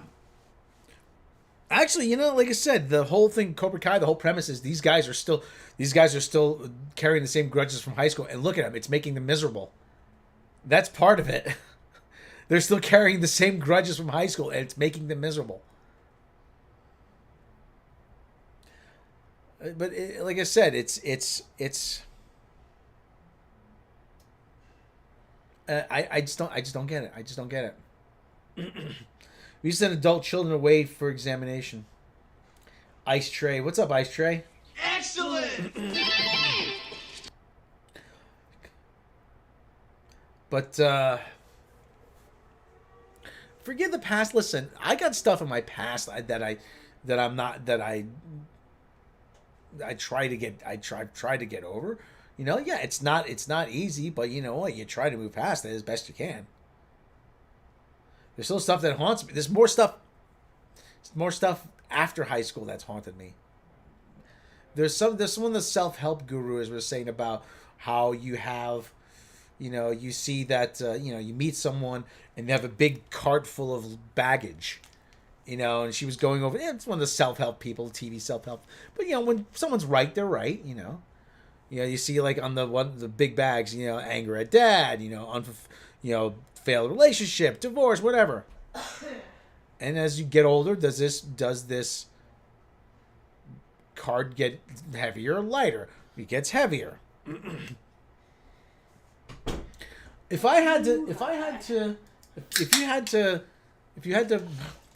make a baggage cart of stuff that they were carrying around. Uh-huh. I mean, Mindy Kaling would have like a huge cart, or She'd be Princess Vespa in the desert with the fucking all the suitcases. Briscoe Bob, my grandpa was a war vet. My dad was a paramedic. I always heard gruesome stories growing up. Yeah. Like, what would you put? What would you put on based on this? What would you put on her baggage cart? You'd put unresolved relationships. You'd put you'd put anger at mom for taking off. She's like it seems like absentee mom. You put, there's definitely a few bags you'd put on there. Male, hatred towards men. There's another one. It's like she's constantly having to prove herself to men, but she's just not that good. Self-doubt. Lack of confidence would be another one. Yeah, be a lot of things on that bag, on that cart, huh? Be a lot of bags on that cart. Well, she thinks self-loathing, penis envy, yeah. How the hell does she keep getting writing jobs? Losing a parking space would be another one. She gets writing jobs because she's got a production company. No, she gets writing jobs because she was in one thing, The Office, and she was pretty good in that. She was pretty good, but nobody wants to say no to her. Because racism. Because she's in the she litigates everything in public. Yeah. Oh well, if you got a problem with this, you're clearly a race. Oh, South Asian woman is playing Velma. You clearly not if you clearly race. Blah, blah, blah, blah, blah, blah. Why does she still care so much about what people thought of her in high school? You're clearly successful. You made it. Shut up. It's not enough. I'll trade you. I will trade you. It's not enough. Like, what kind of privilege did this bitch have growing up that she is not satisfied being a fucking TV writer? I'm hoping that this. I think Talk about being a privileged rich bitch. Like, I think her parents weren't her parents doctors or something. Possibly. I think her parents were. I don't think she had to miss her shift at McDonald's to go on auditions. Yeah. But she was able to parlay her success on The Office into writing. She's not a good writer. No. She is not a good writer. Like I said, everything's a self-insert. Well, and she hears it from her parents because they're probably disappointed in Mindy, why are you still making cartoons? I thought you were going to go to medical school. Yeah, I thought you were going to be successful at something. Why are you not a successful doctor like your cousin Sanjay? Sanjay, he's living in Beverly Hills now. He's doing cardiovascular surgery. He operated on famous people. He operated. Oh, he actually saw. Oh, Barack Obama is one of his clients. You mean Black Shaggy there? Yeah, that's right. Let me say that Mindy Kaling, she's a stuck-up conceited bitch. That's a good Indian accent. The more I hear about her, the more I don't like her. Why am I here and not the finger bad man on Seinfeld? You are very bad. You are very bad man. You are bad man. You are very, very bad. Very, very bad. Mindy Kaling. Mindy, why are you wasting your time on working on television? Why you're still not too late to go back to school? I know you can be a doctor, but you can study health administration. You could run a hospital. You don't have to work in a hospital. You could run a hospital. Your cousin Ahmed has three 7-Eleven. Your cousin Ahmed owns three 7-Elevens. He's a successful businessman. Why can't you be more like Ahmed? She knows so much. Somebody's gonna. I'm so canceled. She's probably sitting here watching it, going, "You know what? That's exactly right." And she's probably way more chill than anybody realizes. Jace. She's probably like, "Oh yeah, I just do this so it's relatable to bitches that we're trying to go for." I'm like way cool. $4.99. Jay Stratton. I can't believe the official teaser of the show. Velma bashes HBO Max for changing Judy Jetson. Yeah. Very classy, Excellent. Mindy.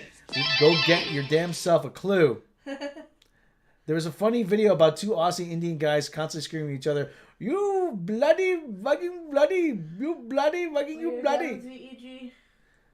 Did her cousin Sanjay drive taxis in GTA 3 to put himself through school? Sanjay would have to drive a cab around Liberty City for 2 years to work, make enough money. I just need to go my sitar and we'll have the Ms. Marvel soundtrack. Oh, no, it's very bad. Very, very bad. Why can't you be more like cousin Sanjay? He was driving cab around Liberty City. Now he has 3 convenience stores in Los Santos. See, now I get into my sitar. I'm so canceled. I'm so canceled for this. Hey, I'm going to get the sitar. She's getting a sitar.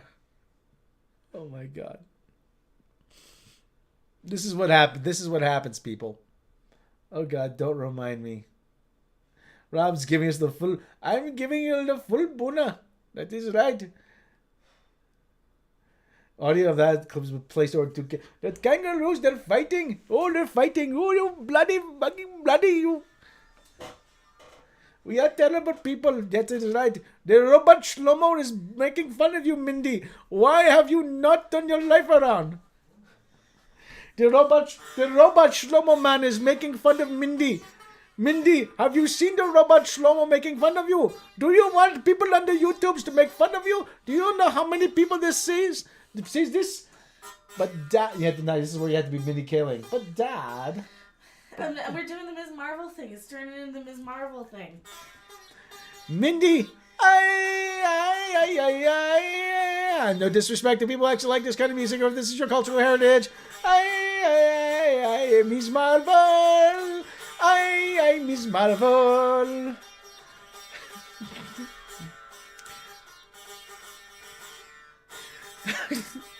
Now I'm gonna have somebody from India leave me a comment. Oh, but what someone made fun of the Beatles, and they're like, go right ahead. All right, Beatles, making fun of the Beatles.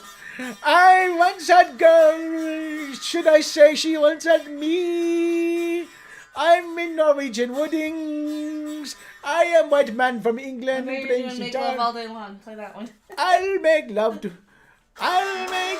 you if you wanting me to. It's not in tune. The farther one travels, It's not in the tune. less one knows. It's not in tune, but I how can you know. tell? It's really out of tune. Yeah. While going out of door, I can see ways of heaven.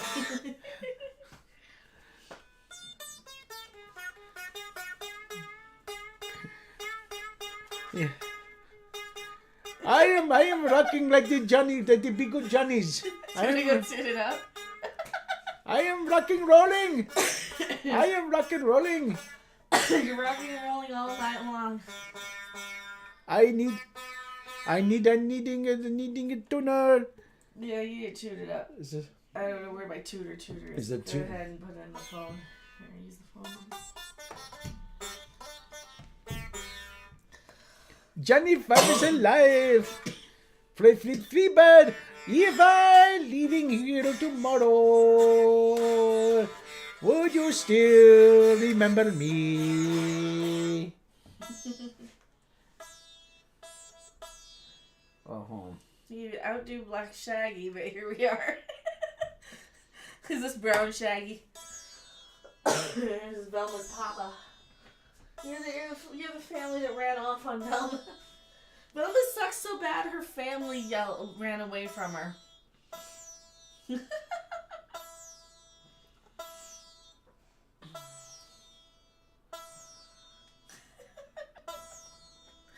This is gonna be really. It's gonna be hard to tune. I think it's.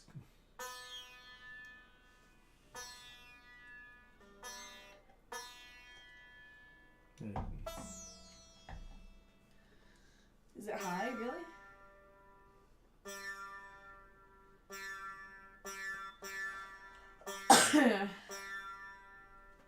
Like dueling sitars. We only have one. Snake charmer.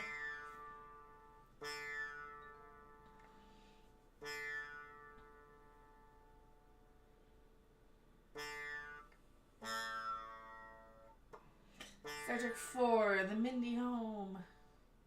Yeah, replace a movie in the title with Mindy. Yeah. Or Velma.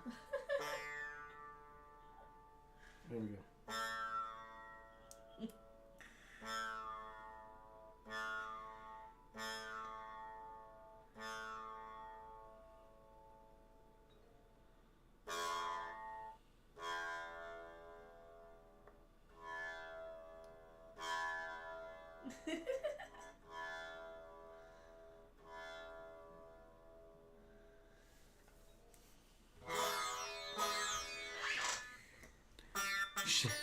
She said, "Oh, this what it's like to be dead. What it's like to be sticks in my hair." Says,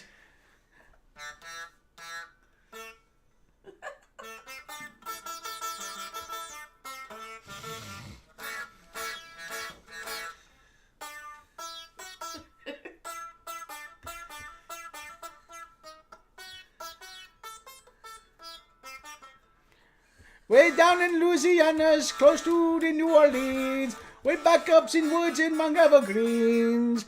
Log cabin I stood, was there, it was made of wood, and lived a boy in the country named Big Good Johnny. He never learned, he never got educated, but he plays the guitar like he knows no one. But go, Johnny, go. Go, Johnny, go, Johnny, go. Go and Johnny, go. Go, be good, Johnny. Alright. Alright, you're benched. I'm benched. Be good, Johnny. That's a Ben. Was it Ben Jabutia? Ben Jabutia. That's the kind of Ben. Our Indian film critic Ben Jabutia. Hello, how are you? I am reviewing the Mindy show.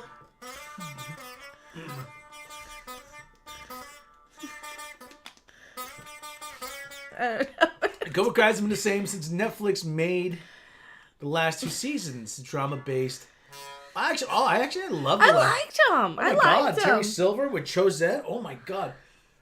I know this. Come on, you didn't get a chill. I know this isn't your fight. But will you help me? Yush. Come on, he's standing there. Oh, he was awesome. Yeah, I thought they were okay, but yeah, I can see a few. I can see some differences. Yeah, there's a little bit of differences. I just kind of felt they were kind of a natural progression to kind of keep it. This is where it was. You kind of felt this is where. Excellent. Yeah, the characters progress. Stuff happens. Was carrying gunny sack. Because he couldn't have money to buy case from Guitar Center.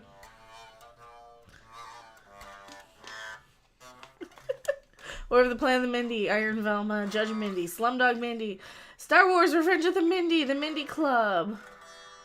Yes, it is very good. Oh, you are rocking and rolling. You are like the Presley Elvis. He was a big fat man that we died. It's too bad. Last times at Mindy High. Jailhouse Mindy. I need to get one of the a wall mount or something for in here instead of. What do you think? You know who can't get it. Yeah. Mindy-nator. Basmati Mindy. Mindy 4. Mindy does Dallas. You could even just put some hollow wall anchors and do it that way too. Well, yeah, but I need to get them, so. If you couldn't get the studs. Probably have the studs, though. All right, what are we doing? I don't know. So the Mindy thing's gonna be stupid. I Miss Marvel. I am Miss Marvel. I partition and I'm so cancelled.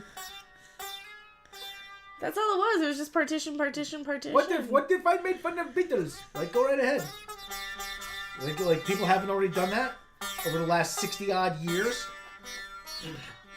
People were making fun of the Beatles when the Beatles were on top of the charts. I don't see what's so special about them. Remember they were playing up on the roof and they were like, I don't see what's so special about them. We've got to get to work. Oh, We've got to get to work. Remember those people? This music, we were there this watching. music is fine in its place, but it's a bit of an imposition to interrupt the business hours. Yes. We can't get to work. Look at the streets closed. We can't go shopping. We gotta go to tea. I say, this is quite a disruption. I say they're fine for the kids, but they're a little loud for us. It doesn't make a whole lot of sense, does it? No. I can't seem to make it make sense. No. This is the old man going up on the roof with the pipe, with the bowler. Like, remember, you've seen that guy? Yeah. He's on the roof. Yes, yes. There's the Beatles. Those lads, the Beatles. Yes. Minnie and Butthead. Five Guys is trending.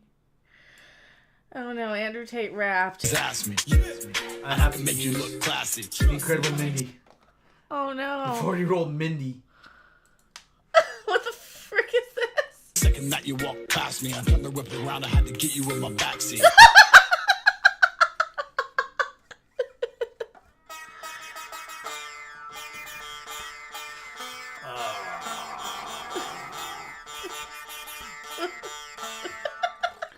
Never-ending Mindy.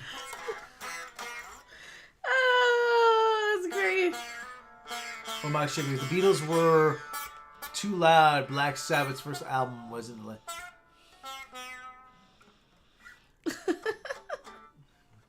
Well, Black Sabbath's first album was 1969, actually. Yeah. Mork and Mindy. And Mindy. Mork and Mindy and Mindy. Gonna get Mindy and King Arthur's Court. Look at this. See, they call me Mr. Plenty. Plenty. Yeah, What is this?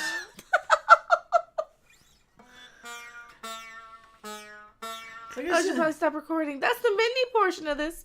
I don't know if we're gonna keep this all. Oh man, we've been recording all that time? Yeah. Holy cow. Yeah, about an hour. Yeah. Just in case we end up doing more. Send it to Mindy. Holy cow. Ah. But one of the things though, I don't get it. I don't. Listen, I always say I don't get it. I do get it to a certain degree. Okay, I do get it. Okay, she's in a position where she wants to do. Rebecca Black. I was 13. This man is 36. She got a point. That Friday song. She was a kid and her parents put her up to it. The leather on the Bentley. Sure, your friends will get friendly. Maybe He's got a Lambo. He's got a Lambo, a Bentley. Oh God. Look at this douche. Oh, God. Look at He this is douche a nozzle. douche. Is that a members only we can jacket? spend a little time. All you gotta do is ask me. Big collagen lips.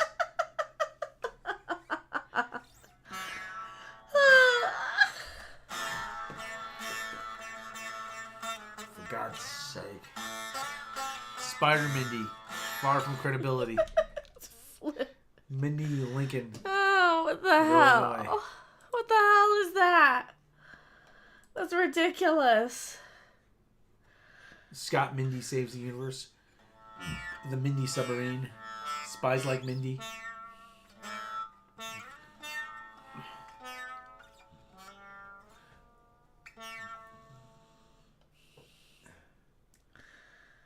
Oh, for crying out loud. Gina Darling streaming. Jamel Jamil has completed the feat of appearing in the MCU, DC, and Star Trek universe. She's in Star Trek? She was in Star Trek? Apparently. Where was she in Star Trek? I don't know. What franchise has stalled her for completing a nerdy EGOT? EGOT! Oh, she wants to be in Star Wars now. Oh, yeah. She wants to be in Star Wars. Well, why not? Jamila, It's already been ruined. Jamila Jamil, is it racist to do this? When talking about Jamila Jamil? Because I just happen to play sitar anyway, so. I don't think I care anymore. Jamila. Dead and suddenly at 63. Or not. I don't know. Here, hold this. Hold this while I resize my window. Trying to balance it on my forehead, and that did not work, clearly. After. No, don't do that. That's racism. Don't do racism. Don't do racism, Rob.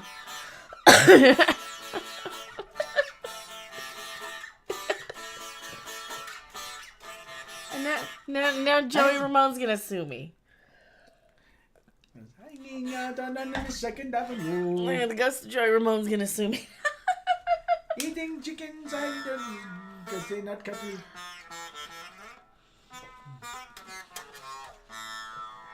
Okay, I have to visit the little comedians room. You better. Yes, I got a whole bottle of water. You better. I better do it. Go away. I'm going away. Okay, I'm trying to record. You're making noise. Oh, you get to edit this. I just happen to have the sitar on my lap, and we're talking about Jamila Jamil. Why do we sing that? I don't know. We were talking actually about the Mindy show and about Ms. Marvel. And I don't have the rest of the people here for my Ms. Marvel music. But... So yeah, why Jamila Jamil wants to play a Star Wars villain after DC and MCU rules? Because she's trying to get her nerd EGOT, apparently. Because you know what an EGOT is? It's the Oscar and the Emmy and the GOT. Or whatever it is. See, because it said it better on the tweet that leads you to the article. Which franchise has stalled her from completing a nerd EGOT? I don't know which one. It's Star Wars. Spoiler! It's the Screen Rant article. See, they're supposed to get you to go here from the tweet. So we'll start going from the tweet. Who cares? I don't know. Why does she want to be in Star Trek? Oh, she was in Prodigy. Why does she want to be in Star Wars now? She wants to be a Star Wars villain. After her Star Trek Prodigy, does that even count? Does it even count as Star Trek? Because it's animated and nobody watches it. I don't know. Does it? So she was in that. She was in DC. She was in Marvel. And now she wants to be in this one, apparently. So she set her sight on Star Wars villain roles. Do we care? I don't think this is worth a video, is it? No, it's not. I just wanted a chance to snap myself in with the sitar. I'm going back to my live chat. Don't you go anywhere. She wants to be a franchise whore. What character was she in DC? Let's see. Who was she in DC? She was... blah. Disney Plus. What was she? Been involved in the MCU, DC, Harley Quinn, and the DC League of Super Pets. Oh, so she probably does voice acting. Because Prodigy is also animated, so she probably does a lot of voice work. I'm going to say, yeah. Yeah, who cares, really? Who could she play in Star Wars? Who cares at this point? Anybody spilling out of their costume. I'm surprised they let that happen. But then again, this is supposed to be the quote-unquote horniest MCU show. Oh no. Oh no. Oh no, the Connors is setting up a big trap. Are they killing off Jackie now? Oh, they get into a fight. Setting up a character death. Don't care. Should I be watching this? I should be watching this, shouldn't I? Everybody's gay and dead, and they killed off Roseanne because she was racist or something, right? She was a horny comic book, too. Is Reba dead? I don't know. Is Reba dead? House of Dragons. There's nothing really interesting going on in Screen Rant here. Rob, you want to take this? Or I can kind of set it. If I set it here. Oh, he's going to come in here. He's going to knock it down, isn't he? He probably will.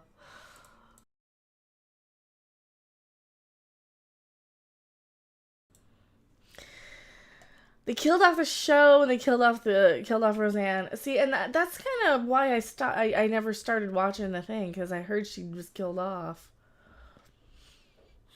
Oh, screw off. 1 hour ago. What happened? Doctor Strange's America, whatever the nuts, says toxic fan backlash, yada, yada, yada. Here we go. 1 hour ago. 1 hour ago, toxic MCU fan backlash, yada, yada, yada. I am Mecca. Who are you? Why are you here? You want to get on camera with this one? I'm Rob off camera. We'll get in. I'm trying. I'm making way over here. You gotta make way. Here's the sitar. Don't kill this sitar. It's in a bad spot. It is here. There you go. Okay. Well, there you go. Okay. An hour ago. You're publishing this crap an hour ago. I started streaming an hour ago. Of course they are. An hour and 45 minutes ago. Of course they are. What in the crappity crap? Again, they're doing this crap. What racist backlash? What racist backlash For is there? what? I said you had a cheap costume. $20 cosplay girl. I said it was going to be cheap to go to Forever 21 and get a stupid jacket with a flag on it. America Chavez. And sneakers and jeans. That's your whole character. They couldn't use Old Navy because that was copyrighted. It's not my fault I didn't know how to pronounce her stupid name, and I said so. I'm not going to even try it, so you don't call me an istophobe.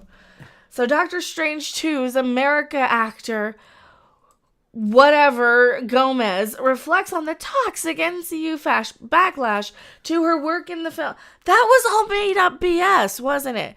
Because they had everybody, I remember this, they had everybody on Twitter going around saying, oh, it's so horrible if people are picking on this teenager.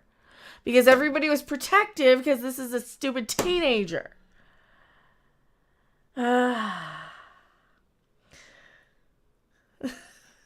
She served no purpose in the movie other than how the other MCU actor helped. What backlash? Nearly a year after making her franchise debut, Doctor Strange and the Multiverse actor, America Chavez actor, whatever her name is, that I'm not going to seriously, you try and pronounce it. It's got an X in the beginning of it. I'm not going to fall for that one. Is reflecting on the toxic Marvel Cinematic Universe backlash. It's always because it's the fans' fault. Chavez appeared in the MCU sequel as she sought out help from Benedict Cumberbatch's titular character, Sorcerer Supreme Pizza, to protect her from Elizabeth Olsen's Scarlet Witch, who is hunting her down to protect her, imaginary stupid kids again? Yeah. In order to consume her multiverse hopping abilities to confine the universe to live with her stupid made-up imaginary pretensy what-if babies. Because of WandaVision. Though a commercial smash and a highly anticipated leading up to its release, sequel Doctor Strange and the Multiverse of Whammon was met with more divided response from the critic and audiences alike, who praised Raimi's direction and Olsen's performance, while its overstuffed plot drew with much criticism. Yeah, the movie was bad and boring. I didn't like it. And it was too gross and gory. I barely remember it. Yeah, it was the one where I think I was really, really sick when we watched it too, because I think we watched it with other means. In a recent interview with The Wrap, Doctor Strange and Multiverse's Whammon actor, what's her name, looked back on her time this far. How long did it take to get to this? To get to whatever backlash we're supposed to be giving her. She revealed she had met with Ms. Marvel star Iman Vellani for dinner, where they bonded over being young brown girls in the MCU and what that means. Did they scissor? And how this, because I'm going to say more sexist backlash than anything. I'm going to make more lesbian jokes and inappropriate humor. And how this helped them both to move on and grow from the negative corners of the fandom, where Ms. Iman Vellani admitting herself to being the toxic leaker on set, arguing with people on Reddit to troll them. She's literally the toxic fans that you guys... Yep. She didn't even like Captain Marvel. Mm-hmm. She didn't even like Captain Marvel. And she's like, oh, no offense to Brie Larson. No offense to Brie Larson. She didn't even like Captain Marvel. She said the movie sucked. So now she's in the sequel. So yeah, bam, now you're going to be in the sequel. Awkward. And how this helped them both move on and grow from the negative corners of the fandom. It was just nice to be able to have these shared experiences that made me feel like, okay, I'm not the only one. And especially with the harassment and haters and stuff. And being able to be like, okay, it's not just me. This happens to you. It happens to a few other people as well. But it's like sometimes when it's in the moment, you forget. And it just becomes this like thing of like, what's going on to me? And it's just so much worse for brown people because there's layers of racism. Well, that's because the bots that they hire to attack people tend to go with whatever they can use, whether it be your ethnicity or whatever diversity thing that is your thing.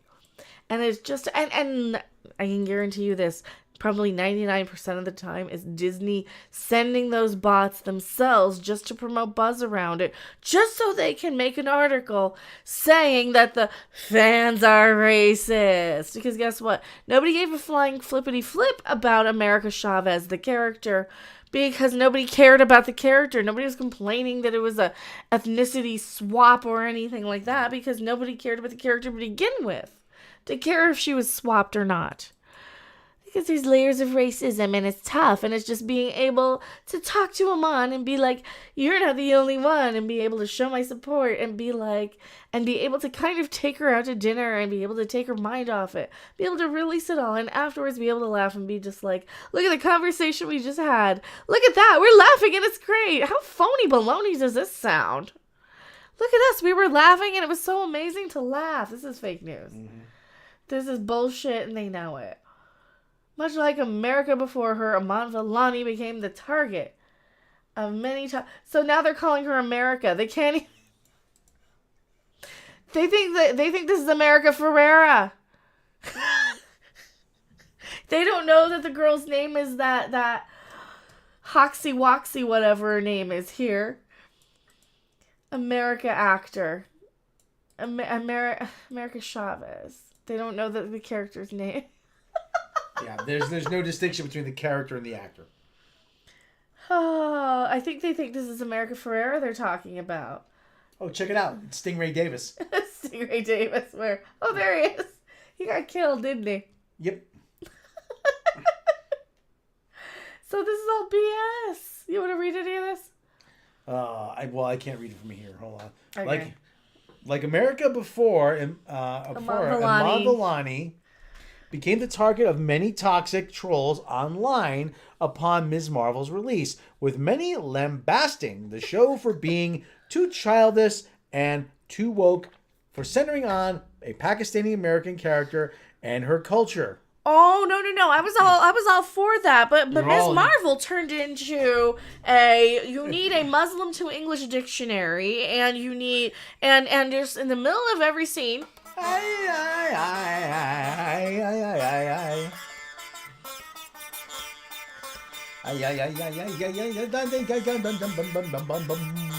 Just every single second. Miss Marvel, Miss Marvel, Miss Marvel, Miss Marvel, Miss Marvel, Miss Marvel, Miss Marvel. And partition. She goes back in time to a partition in time where she becomes that's the name of the saving series. her own grandmother. No, we're curious and we want to learn about the Muslim culture, but we don't understand any of it, and it's like it's in another language. It is so specific to it. It is only specific to it if you actually are from and know that culture. Mm-hmm. That's my problem with it. Well, it goes on. Some lesser toxic viewers took issue with the film's changes to Kamala Khan's origins. Vellani ultimately had the last laugh, however, as Ms. Marvel scored widespread acclaim from critics for its authentic representation of the American Muslim community. Vellani's I did hear that, but... Yeah, but it wasn't good. But it wasn't a good show. Vellani's lead performance and a fresh change of pace from the other MCU titles, sitting at 98%. Certified fresh approval rating from critics on Rotten Tomatoes. Ms. Marvel also went on to become the highest reviewed MCU Disney Plus show to date. Gotta get that access, don't you, Screen Rant? Though the two stars may have received plenty of toxic fan backlash at the time of their debuts, America and Kamala's, they just gave up on trying to pronounce her name. Yeah, they're calling her America. And Kamala's MCU futures are looking plenty Oh, well, bright. this they're talking about Yeah, the the characters. characters. Okay. Vellani's Ms. Marvel is already gearing up to make a return this year. And this year's The Marvels, in which she will team up with Captain People, Brie Larson, and Teyonah Parris's Monica Rambeau as they begin swapping places with one another all around the galaxy. The trio will also find themselves going against an undisclosed villain played by Velvet Buzzsaw's Zawe Ashton, whose identity is sure to be revealed sometime in the next month or so leading up to the film's July release. While she doesn't have any confirmed future appearances at the time of writing, Doctor Strange in the Multiverse of Madness was only expected to be the start of America's MCU tenure. Considering the franchise is still relatively early into the multiverse saga, it will remain on the sidelines. And with the MCU also seemingly building towards the Young Avengers, which is a mistake, Don't of do that. which America is part of the comics, Don't do that. there are a number of avenues for her to return. In the meantime, audiences can revisit Gomez and America's MCU debut in Doctor Strange: The Multiverse of Madness, streaming on Disney Plus now. Source: The Wrap. Oh, no. Yeah, I'd rather not. So this is just a, hey, remember how toxic everybody is? Well, we're putting all these same women in these new shows, and you're still toxic. Give us money. Screw off. You think I'll you're too pirate good? it. You think you're too good to like this? Yeah, I am. So, I'm gonna make fun of it and riff on it. And what was the thing? They got a robot chicken writer for the sequel. Yeah. From a bad Robot Chicken episode. I am Mecca, and the Marvels is gonna be so bad. It's gonna be hilarious. I'm going back to my live chat. Don't you go anywhere. Definitely. The multiverse of scissoring. It might as well be. Oh, I hate it. Like, this is just an hour ago. They go with these dumb toxic. You're toxic. Well, you're stupid. The script with just character 1 and character 2. Nothing they can do about it. They can still read. They will still read. They will read about everything. They're gonna read no matter what. The multiverse of scissoring. Now, all the people that they thought were going to give Velma a good review Gave it a bad review. gave it a bad review. Oh, wow. They gave it a terrible review. I'm sure. I think that's great. I think that's great. I'm sure there's going to be a good review from Cartoon and Kitchens Weekly or whatever. Cartoon and Kitchens Weekly. Anything good happening on Deadline that we missed? Anything new? Because a toxic thing just dropped an hour ago. I know, I don't care about the GOP. Alright. Quit Hollywood rallies, whatever. Anything good in here? Not really. Ugh, don't care about Avatar. Oh, the football player came out he regained consciousness. Alright. First thing he asked, who won the game? Okay. Didn't they stop it or something? Yeah, they did. Deadline, Hollywood Reporter. They're just gonna have it go down as a tie. I don't care about your privacy policy, Yellowstone. Latest news, Imagine Dragons doing Fallon, Almost Famous. Who cares? This is not that interesting now. You think they would give us some other Megan. I don't care about Megan. AI horror that's equal parts campy and creepy. Who's was that? That Megan movie. Megan.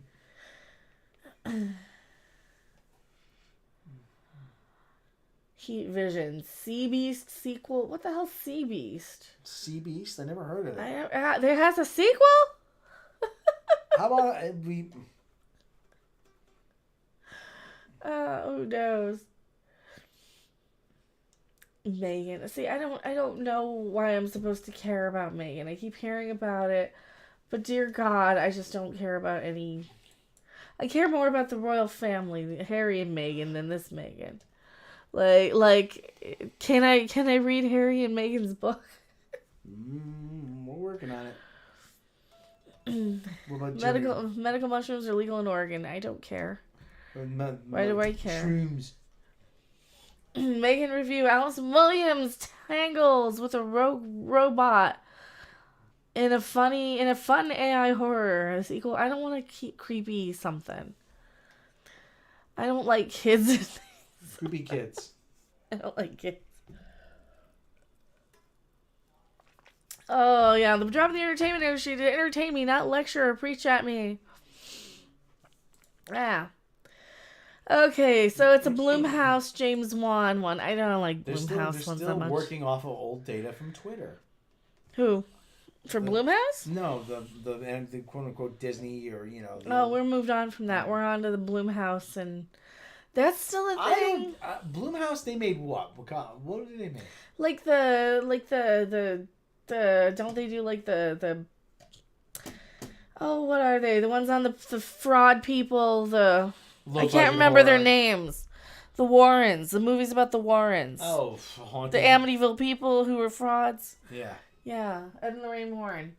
He made movies, I think, don't they make those movies? Because that's the Patrick Wilson. Yeah. Crave Team Less, know it's okay to laugh. It could almost be a Saturday Night Live parody commercial. Well, ours are better. Pets over actual animals, they don't die. I don't want to, yeah. There's robot pets over actual animals, they don't die. Well, if they're going to show me an animal dying in the first second to show me how cool a robot pet is, because it won't, then I'm out.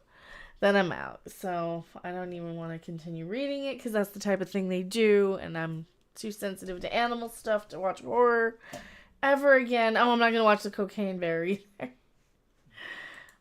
Probably. So. Sally Field? She's still alive. Wow. Huh. Didn't notice how Harry looks like no one in his family. Well, he looks like his dad, though. He's starting to look more and more like yeah, because he's getting goofy. Like, look at him when he smiles. He looks a lot like Charles. TV. Anything good going on TV? I don't think there's that much going on good in TV. See, I'm the person I have to defend Harry, because the same people who are telling me not to listen to the mainstream media are listening to the mainstream media about Harry and Meghan. I'm like, but you told me not to. Oh, the kid on Stranger Things is gay in real life. Who cares? I'm tired of people coming out. I just don't care. What do I need to know? No, it's okay. Go back in. I don't need to know. What's going on in Variety? We're just doing a news wrap up. Wheel of news while we're here. Before we wrap up. Friday night dump. Friday night news dump. See what's going on. Oh, I think Wednesday finally got renewed. This is new. That's official. It's official. Wednesday's renewed, so we can. You kind of knew it was going to be renewed. Yeah. I think they were holding out for a little more money, though. That's what it seemed like to me. Velma, on the other hand. To the surprise of no one, Wednesday has been renewed for season 2 on Netflix. The 8-episode first season centered on the titular Addams Family character, originally debuted in November 23rd.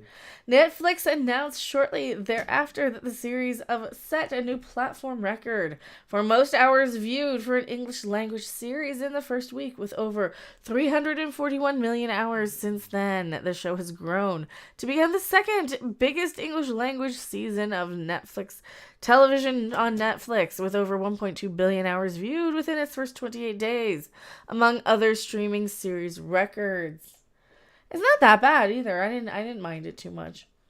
Jenna Ortega stars as Wednesday Addams in the horror comedy series.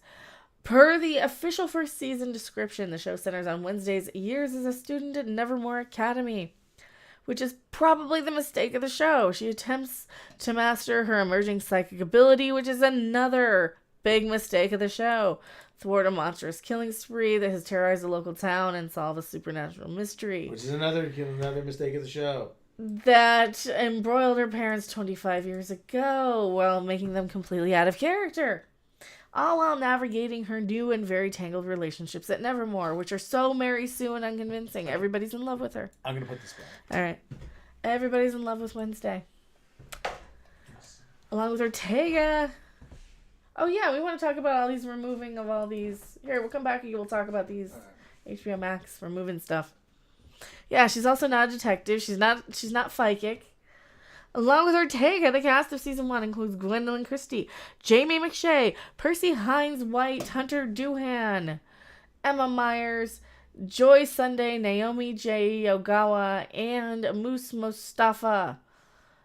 Georgie Farmer, Ricky Lindholm, and Christina Ricci. Catherine Zeta-Jones appears as Morticia, and Luis Guzman is now Gomez.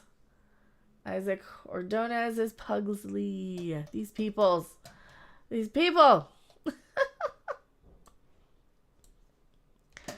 So yeah, that's the Wednesday news. We kind of figured, but that's kind of a problem with Wednesday. I mean, it's entertaining. It should really be some other show, though. It really shouldn't be Wednesday Addams. It should be any other kind of... It should be another property. It could be anything, really. Yeah. It should be anything else. Because the Addams Family are the one thing that doesn't fit into this universe. When everybody's special. There should be like in the Sanctuary universe. Wednesday, high school. Again, high school. And again, it's in high school. Speaking of high school, we got the Looney Tunesy. HBO Max's purging stuff. Here, you up here. You just want me to be on camera for this? I like Luis Guzman as Gomez because he looks like the cartoon one.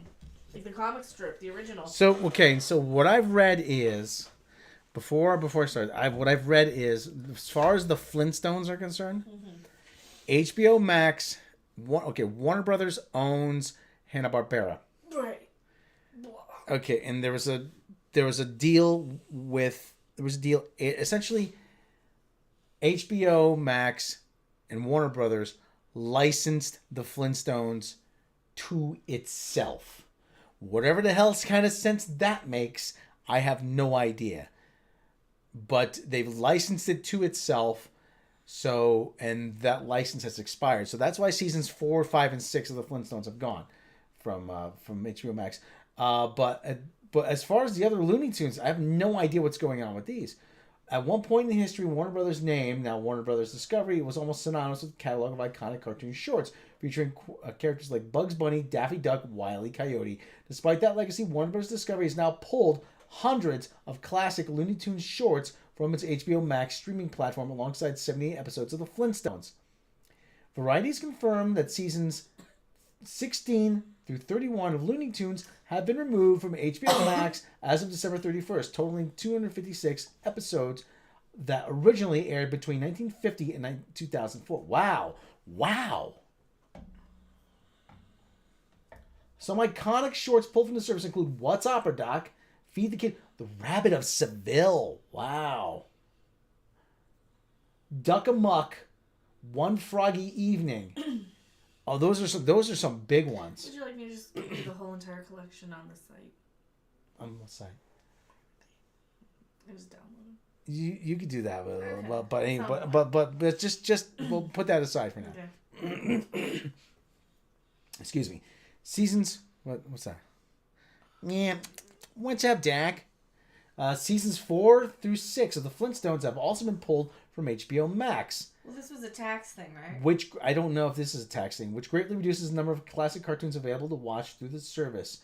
Warner Bros. Discovery licensed Looney Tunes and Flintstones content with its own HBO Max streaming service when it launched in 2020, but did not renew those license agreements when they expired at the end of 2022. While it was initially reported that this content was temporarily removed for maintenance, what maintenance? It's digitized. Mm-hmm. What maintenance? It's not like they have to go and they have to run the actual physical film. It's all digitized. Variety has since confirmed that the removed episodes will not be returning to HBO. Oh boy. Will not be returning to HBO Max. Given that Warner Bros. Discovery owns the rights to both franchises, Hanna-Barbera was folded into Warner Bros. Animation in 2001. It's not clear if the lost Looney Tunes and Flintstones content will be made available to other streaming services.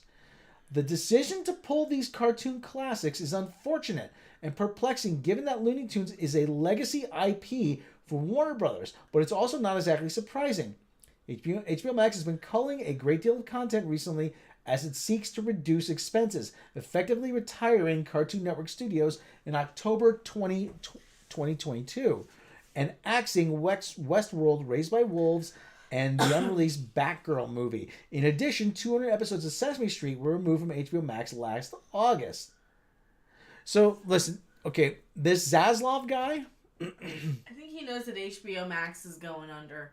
And he's just trying to save the movie studio part. Extra diverse points for speech impediment.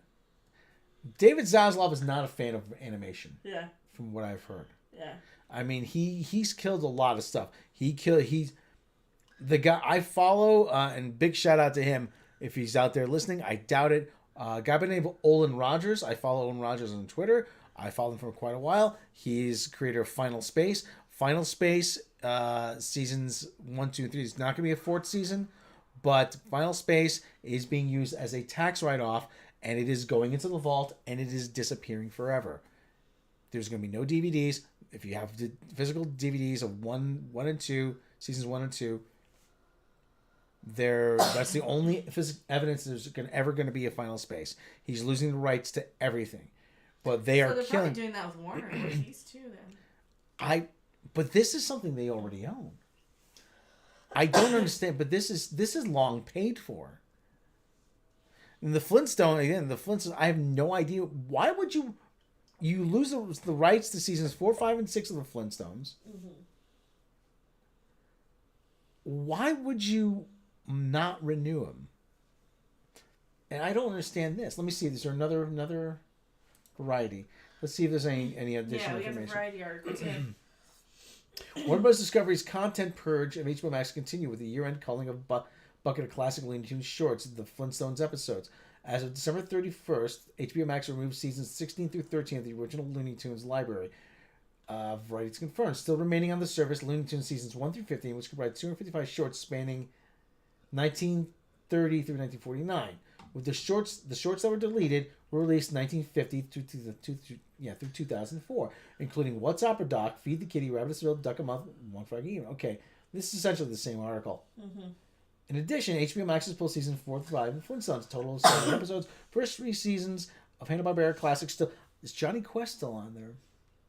I don't know. Because they own that too. The Looney Tunes and Flintstones content was licensed HBO Max from Warner Brothers under an intra-company deal. Those licensing agreements expire. You own that. I don't understand. You own that. Is this like a Paramount CBS thing? They license it to themselves? Yeah. Probably. Well, you'd be the guy to ask because you wrote the documentaries on them. Well, but still, I never heard anything about this.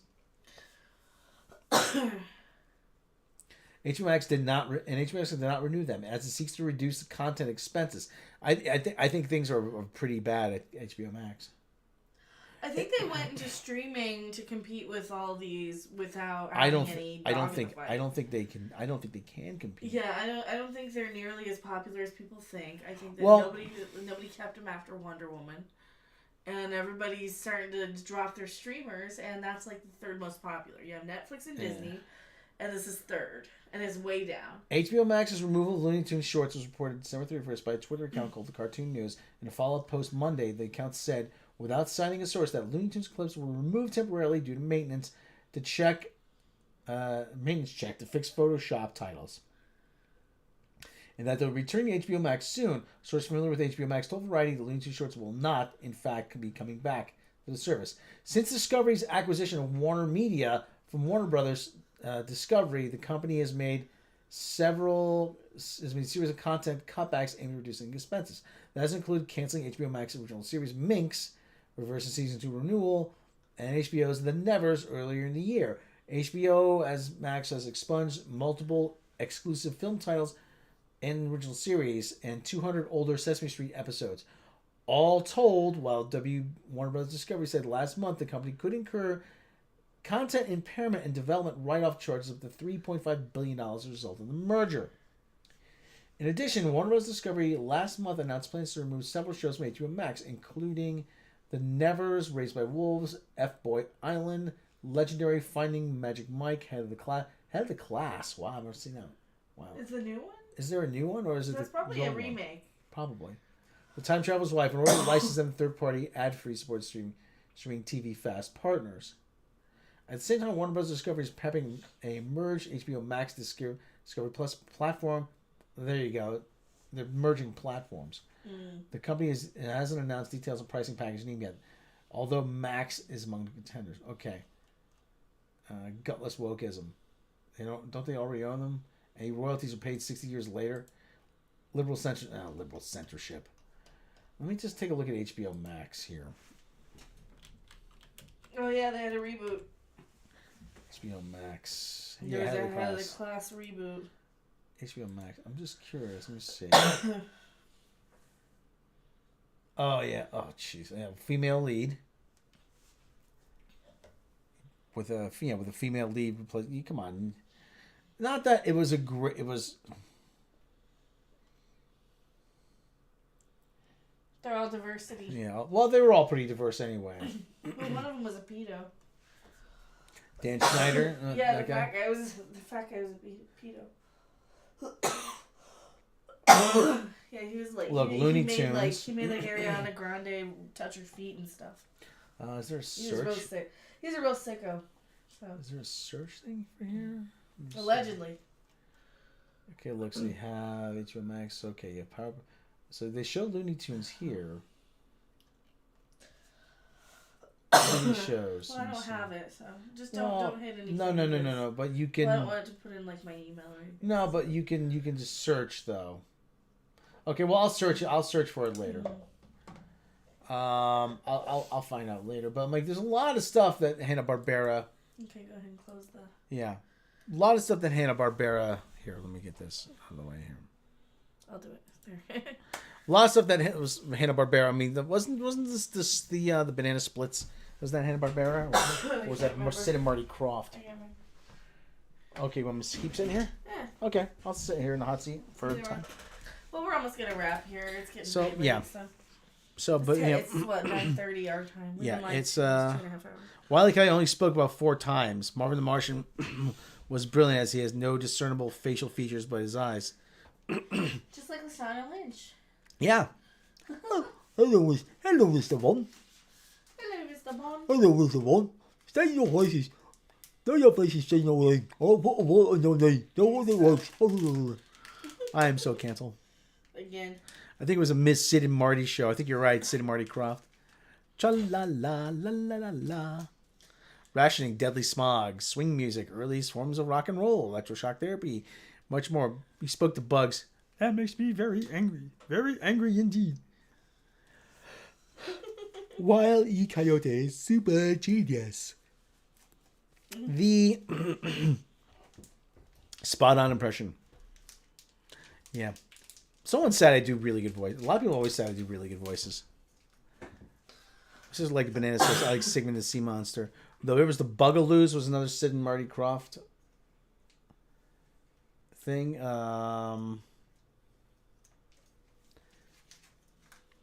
But there were a bunch of kids in a rock band. Captain Kong and the Cools was another one. I think that was a Sid and Marty Krofft. It's part of the Saturday morning thing. Groovy Ghoulies. They started to recognize, hey, we can make money. I'm just going to ask if you do VA. Do I do voice act? You can. Do what you want. I can. Do you? I mean, email him. What's your email? I've done. Eat a Baby Yoda. I've done voices for people. Do your Rick. I that's gonna take. Morty. I do Rick Sanchez. Morty. What the hell's going on here? Where's my whiskey? Down there. Oh. No, give 20 for a I have shot. to get in character. Bottle of whiskey. What are those? Those are like Baby Yoda's. It's candy. Oh, wait. Electric Woman. I remember starring Deidre Hall. Electric Woman and Dinah Girl. Hold on. Let me see if I can get into character here. Get some bourbon. Plus, it lubricates the old vocal cords. You're an inferior attempt at a more ethnically diverse version of me, Kirk Mariner. No one's buying this crap. Not even internationally. He's Godzilla. I don't think that's a Warner Brother. That might be a. It's on Netflix. The go. Council of Ricks. Yeah. Oh, geez, Rick. That's awesome. I do like hearing the voices in your videos. Winston Churchill might prove suitable challenge for you. I'd have to listen to him. I have to listen to him a few times. I have to listen to we do there's some voices that are pretty nondescript. Like Bruce Willis is nondescript. You can't really do a Bruce Willis impression. You know, I'm just tossing that out as a name. You know, somebody like George Takei has a very notable voice. Oh my, you know that kind of thing. George Takei is fair. I don't want to say it's a very easy one, but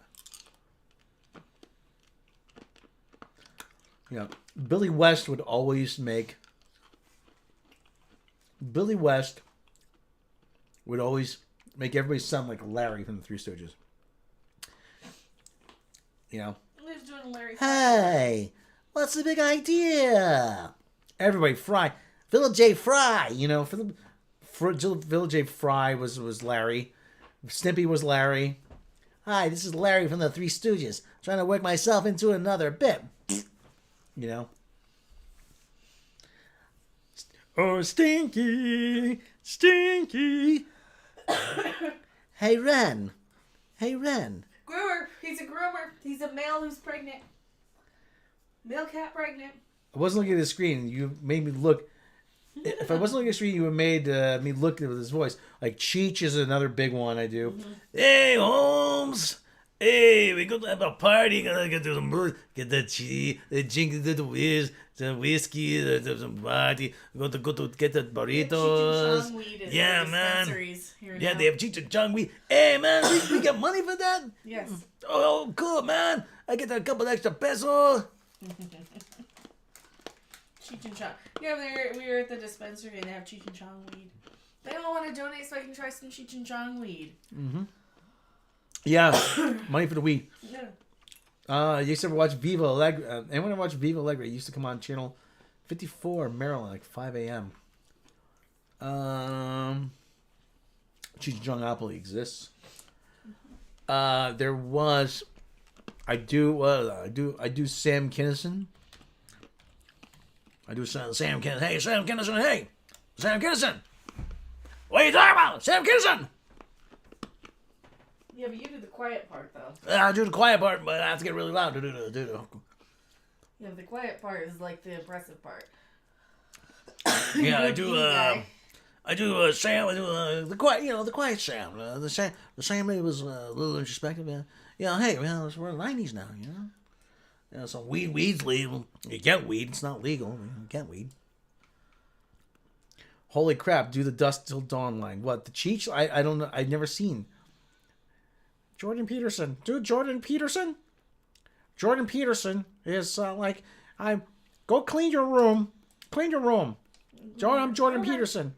I have 12 rules for life. I'm Jordan Peterson. How you doing? Page is grooming you. Elliot Page. Is Ellen? Ellen Page is grooming your children. Or Jordan Peterson. Hey ho, Kermit the Frog here. Type in Cheech on that computer. Kermit the Frog here. Fozzie. You spelled Cheech wrong. Cheech. EECH. And hit enter. Kermit the Frog here. How you doing? Hello, everybody. Al Michaels. You know. Do you believe in miracles? Yes. Al Michaels. Type in Cheech and Chong weed. I don't think Bob Costas has a distinct voice. Web transition. Jordan Peterson sucks. Kermit's Piggy. Get more. CheechandChongCannabis.com. Oh, yeah, cannabis.com. I get a couple more Baby Yodas. You like them? Hey, what? Son of a... They don't taste like anything. It tastes like Sweet Tarts. They don't really taste like anything to me. They're okay. Hey, man, are you like 21, man? Yes. Yes, I am, man. Enter site. Is that can of butter? Tasting can of butter. Oh, son of a bitch. Consumer. Can I buy it? Can I order it? I gotta be careful I don't break another tooth on this. Yeah. Just suck on it.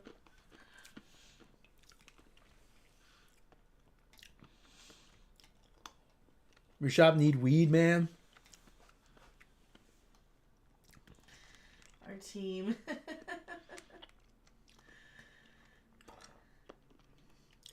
I mean, Miss Piggy was violent, overbearing. Kermit was a soy boy. He was. Well, Kermit didn't. Kermit had a lot of responsibility running the theater. Rob, you're amazing for that Cheech voice, bro. You gotta give kudos. Thank you very much. Hey, I used to do Rodney Dangerfield. How you doing? My wife. My wife. During sex, my wife screams out her own name. You spend too much money? Nah. Lots of people go to Switzerland to get their watch fixed. All right. There's you, there's Nunzio. Hey, there's you, there's Giorgio. Also the Magic.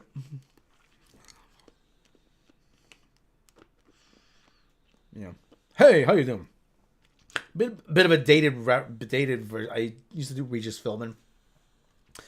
Ever do a Regis Philbin impression?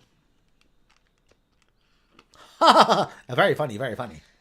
They have Dave vape cartridges. That was cheap for wholesale.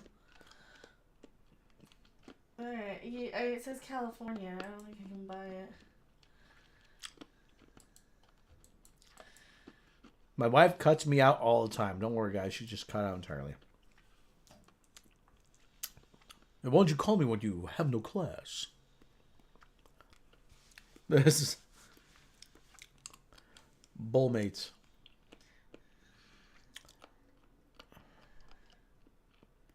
My wife screams.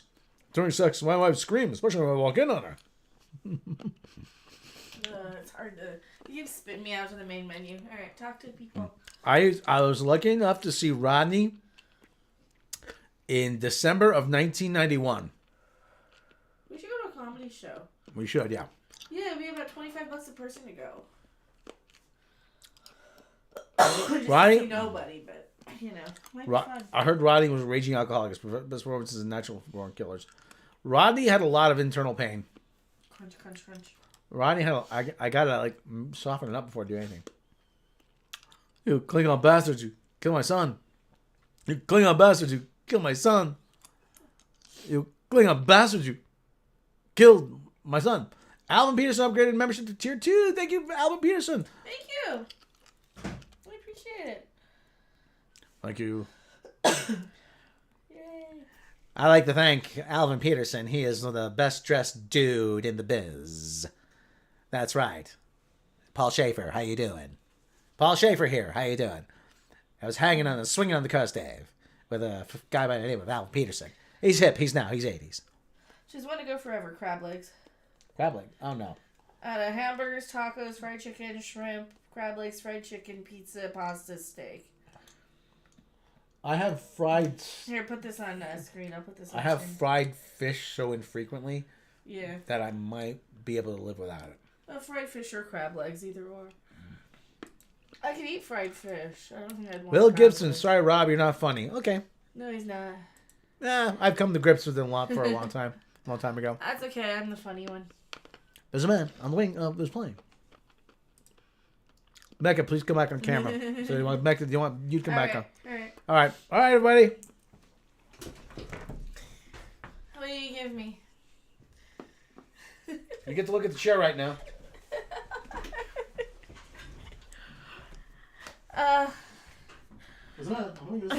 So what do you? Which one goes forever, Z's? The Here, let's put it big screens. Okay, I can't live without pizza.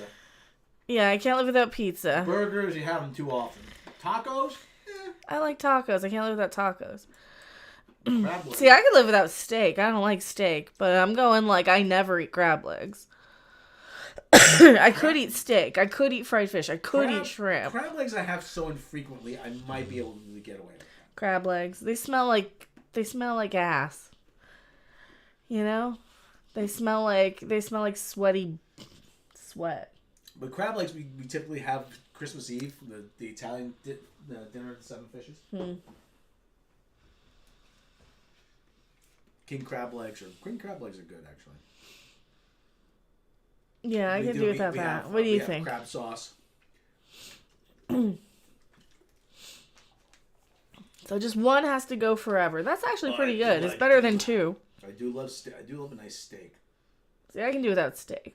I have it so infrequently now, though. Well, you need to buy a grill. Okay. Does anyone want to donate money to a buy Rob a grill fund for his birthday? His birthday's coming up like next week. We can buy him a grill if you guys all donate a little bit. How much is our grills? A lot. Well, let's pick out one. What kind of grill you want? Where they have them? Home Depot. Alright, the Home Depot. Grill. Fried fish is gone for him. Alright, what's a good... I'd like most of those, but tacos here are probably crap compared to the USA and Mexico.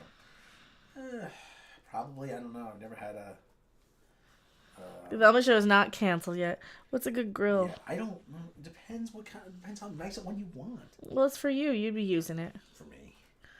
Yeah. Somebody's... They $179 3-burner open cart propane. Is that good? You want a propane grill? Doesn't make a difference to me. Or do you want to? Or what's the difference? You're doing charcoal. There's charcoal propane. I mean, charcoal, you have to wait for the coals to get hot. Mm-hmm. That's the thing. Oh, look who's here. What about price low to high? Pick one. I'm not picking a grill. I'm picking a grill. I'm not now. There's too much pressure. Too much pressure. Yes, the kitty wants attention. Right. Wants to see me crash airplanes on Flight Slim. Flight Slim? Flight Slim, yes. That's the other version of Flight Simulator. Because this is like a $20 little grill. You get like a hibachi. Oh, they don't have it now. I just looked at it. Where'd it go? That little red one. Where the hell did it go? There, go to the $20 to $30. Oh, Well, then you have to go through all the accessories first. Oh, that's annoying. There it is. Oh, it's cute. They got a little $30 one. It's a charcoal or is it propane? Portable. I have no idea. Charcoal. Do you want a propane one? I don't bother buying it. Oh, they got a cute little soccer ball. These are just little portables. Hey, kitty cat. I don't know anything about them because I don't grill, so. Pet my tummy. Pet my tummy. Pet my tummy. Don't pet my tummy. Pet my tummy. Don't pet my tummy. She's doing that thing when she rolls around on the chair. Yeah, isn't it cute? Pet my tummy. Pet my tummy. Pet my Girls tummy. aren't supposed to be cute. When you're playing Hitman, I don't know. Pet my tummy. Don't pet my tummy. Oh, Yeah, they got little tabletop she ones. bumped her noggin. See, I don't know anything about grills and stuff because I never ever grill, so I don't know. Am I a grill person? I was doing a Hitman playthrough. Are you now? You're gonna go play some Hitman right now? I might play some Hitman. I don't know. What do you want him to play? Some Hitman? You wanna play some Hitman? Yeah, I'm on. I'm on mission number 2. I can play some Hitman. Yeah. We'll go ahead now. Let me go set that up. Well, he's gonna go set up a stream. I'm looking at Should grills. I do it on YouTube? Yeah, might as well. So Rob's gonna set up a Hitman stream. I think I might just chill and watch something. I don't know. I'm looking at grills. I don't know what to get, so collapsible tabletop something. I don't know. They're all so complicated. They're all so darn complicated. I don't know. They all look the same though, so Are crab legs kosher? I don't know. You know, I should pick the grill. Something black metallic, large propane grill, lots of space. Yeah, I was telling him, well, his birthday's coming up soon, so if anyone wants to donate now with any super chats with suggestions, let me know. Let me know. Because then I can just get something then. I don't know. Well, I can sort by brand.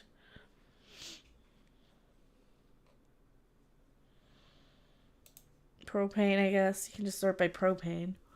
Oh, they have electric. That's cute. They have an electric grill. Hi, kitty cat.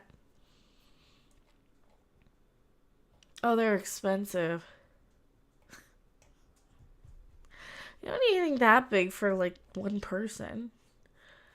For crying out loud. $500. They're crazy if they think I'm going to spend that much. Oh, this is cute. A little 2-burner propane.